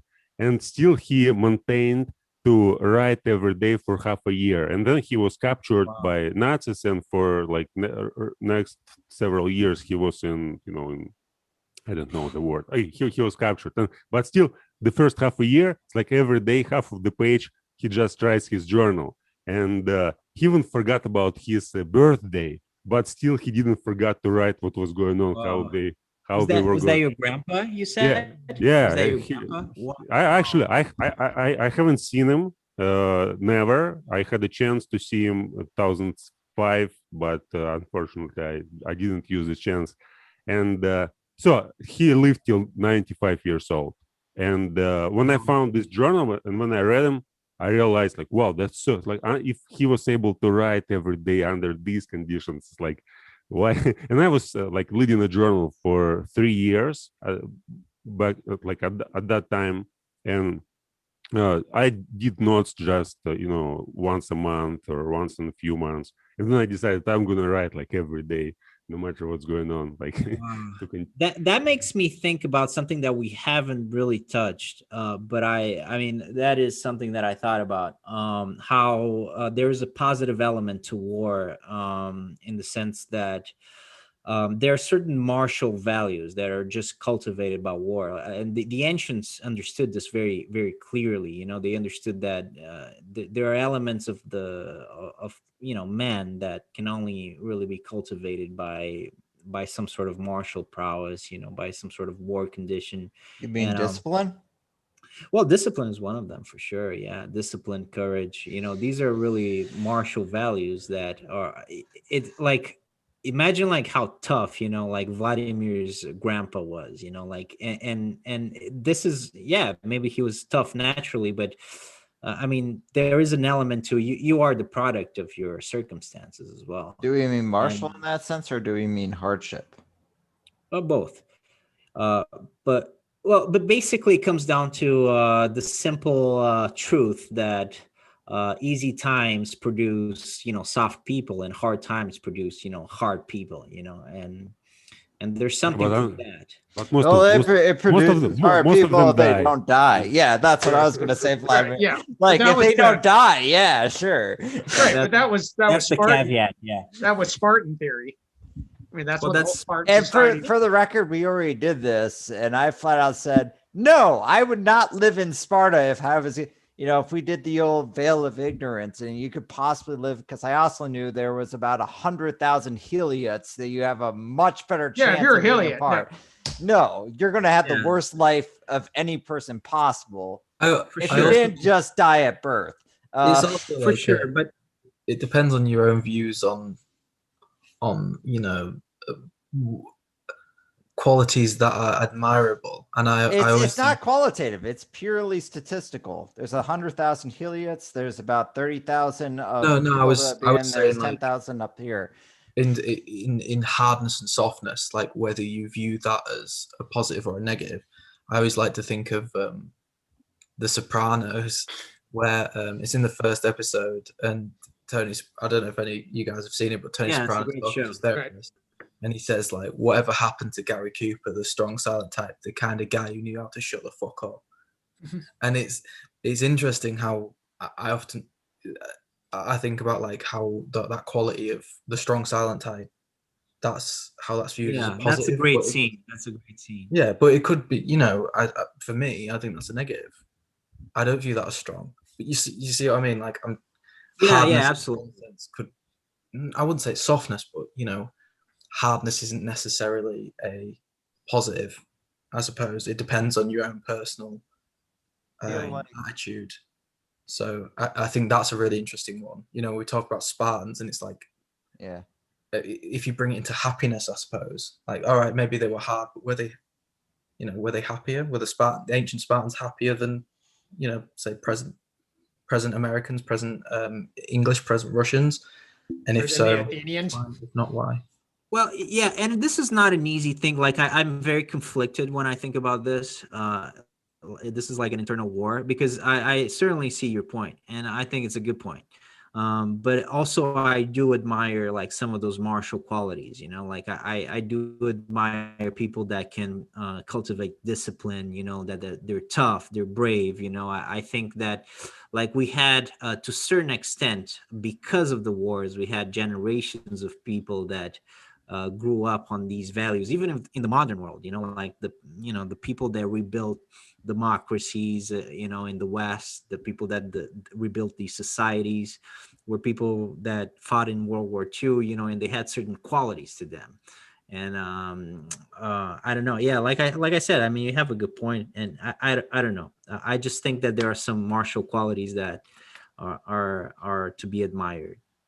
I suppose my point would be, is it only war in which those qualities can be achieved? Yes. Or It's a good can question. they be achieved in spite of war, regardless? They can be achieved in spite of war. Well, this is again where I highly recommend reading the book Starship Troopers.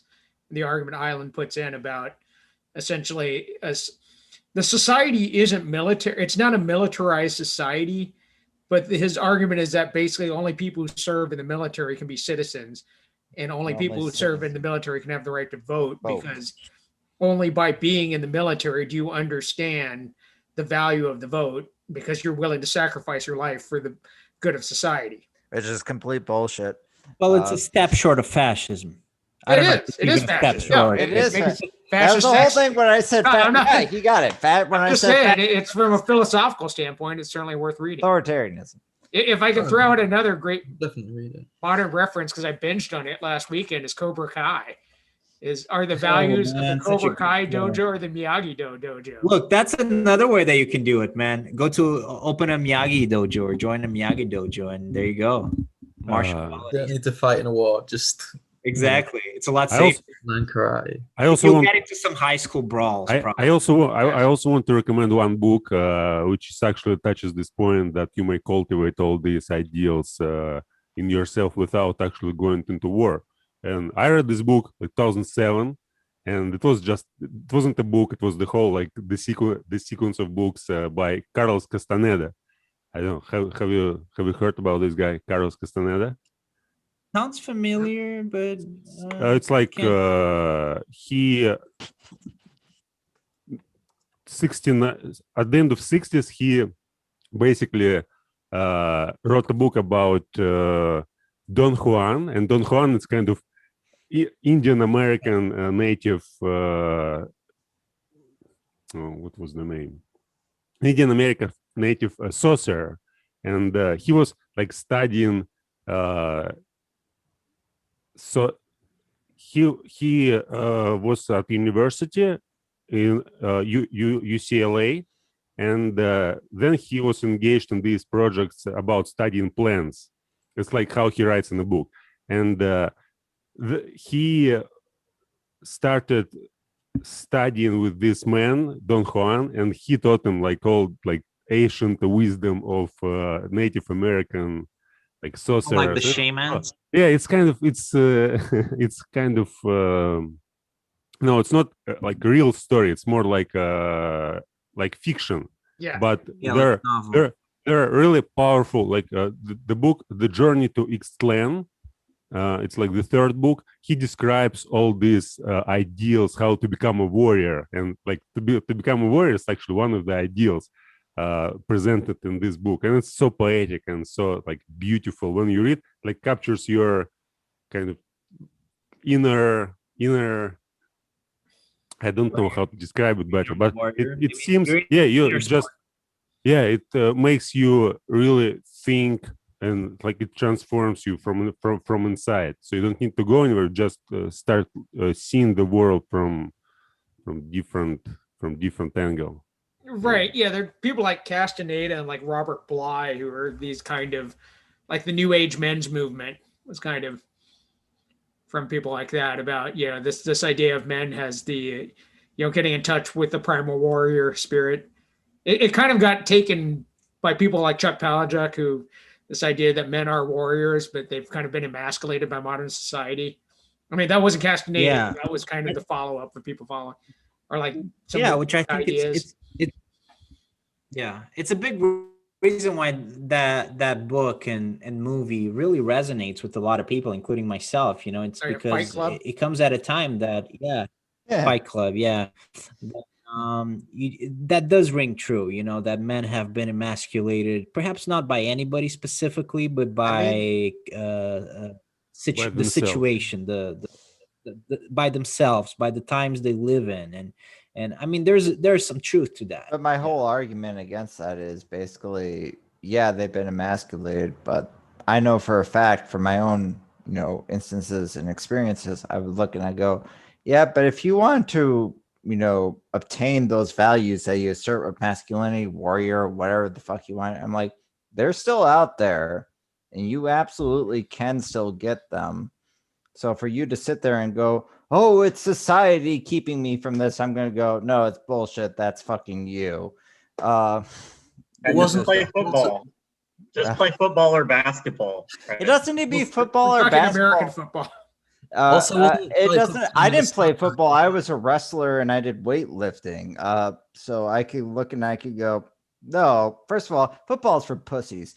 Second of all, I would look and I would go, no. You could find your own way, multiple ways. There are multiple ways to retain. If you want to get your you could do the trips up north. I used to do those when I was young. Or well, I think find your own way. martial arts is probably a great way to achieve. You could do that too. I did that too when I was young. I would say that you don't even have to look externally for activities. It's more it can be a part of your life. It doesn't have to be I do this to prove my masculinity. It's I do this activity. It's more like I live this life. I mean, I live the life I live. The thing I heard from my dad growing up that left a huge impression on me was like, being adult at the end of the day means that the only thing that matters is what you think of your goddamn self, and that was kind of something that stuck with me through going through all these other things. It's a very Kantian moral introspective thing that and almost kind of Sartre, which is at the end of the day, the only person you're expected to live with is yourself in all instances. I read a really interesting thing. It was in a book. I read it last year called How to Be an Anti-Capitalist in the 21st Century. And there was a section on identity politics, and it's stuck with me for the entire year. And I've said it to loads of people. One of the interesting things is the guy who wrote it, he's Norwegian, and he went to, I want to say Serbia. He went to an Eastern European country that, like Serbia, Bosnia, an area that had ethnic violence, in the past 20, 30 years. And he was talking about identity. And this student said, it's really funny how you Westerners look at identity, because for you, identity is all about an inner search. It's all about you finding yourself. She's like, for us, it's not that. Identity is what other people say you are. And I thought that's so interesting that, so many of us Westerners, not only men, women, whoever, we have this, who are we? And it's kind of like we have that privilege to go, who are we? Who am I? Who have this internal search, when there's so many places where it doesn't matter. It's other people, like what you were saying, Frank, it's all about ourselves. We have that privilege to go, I'm going to look into myself, decide who I am. That's a really brilliant privilege. Whereas loads of other people, it doesn't matter what they think. It matters what other people say they are. It gave me a lot of respect to think I can decide who I am. It doesn't matter what other people tell me, because I'm in a society where I can decide. So I thought that was really interesting. Right. You hear that brought up about East versus about Western, how important the group is, to quote Eastern philosophy. But just tie this back to war and back to quote the warrior mentality, is that this is something that's brought up regarding the warrior idea, is that the identity basically through basic training is you're stripped of your identity. Yep. And so then you're built up with a new identity, but it's part of you develop a new group identity, because what makes warriors fight isn't ideology. It's less about It's like abstract keep the person concepts. next to you alive. Exactly. Yes, it's about comradeship. I find because I'm currently doing a teaching English as a foreign language course to hopefully go abroad and teach English. And one of the modules in the course was looking at different cultures. So it was looking at Japan, and it was looking at Japanese culture. And one of the things, well, it was looking at culture in general, and it was saying there's a difference between like individualist culture and collectivist culture. And it was saying generally Eastern cultures, Asian cultures are more collectivist, communitarian, where it's all about doing what's best for the group. And an example I saw was that Japanese people, the Japanese fans in the 2018 World Cup, they all cleaned up the stadium they were in because that's what they do. That's their culture. Whereas you get English, European American fans, they won't do that. They don't see that because that's not their culture. So I think it's interesting how what you're saying about like, how, the military and, becoming a soldier can teach that. But you can also see in other cultures, although I'm not going to assume that Japanese people in general just clean up after themselves. But there is that example that, depending on your culture, you can also get that sense of collective identity rather than, as we have generally individual identity. Right. I gotta take off, y'all. Yeah, I gotta go. I was just gonna say they also have better cheers too. Oh, okay. Well, that was a unserious. Yep. Yeah, I think I gotta call it. But yeah, man, it was a good conversation. Jim, I wrote here, but I'll tell you as well. Like, yeah, I saw in the chat. Yeah, if you wanna participate, you can let us know. But thanks for joining us, even though you're gonna troll. It was so cool. Even though you came to catfish us, jeez. Yeah. Well, you seem like a nice group of people, so I was like, oh, that I gained more from engaging than taking the piss. So, one thing I was going to say is, Bruno, I just had a quick Facebook. You said you studied at the University of Leeds. Is that UK? Oh yeah, because I'm like my background. I'm before I came to the States, I'm from Portugal and I studied in England for a while. Well, I don't know if you recognize that. Do you recognize that? Got his uni shirt. That's Leeds United, right? Yeah, I'm a Leeds United fan. Oh, awesome. Yeah, I just thought. Yeah, they're doing really well this year. Well, yeah, we won. We've gone back to the top. I gotta go. Yeah. No worries. Okay. Good night. Take care, cheers. Yep. So you're from. I'll end the recording here for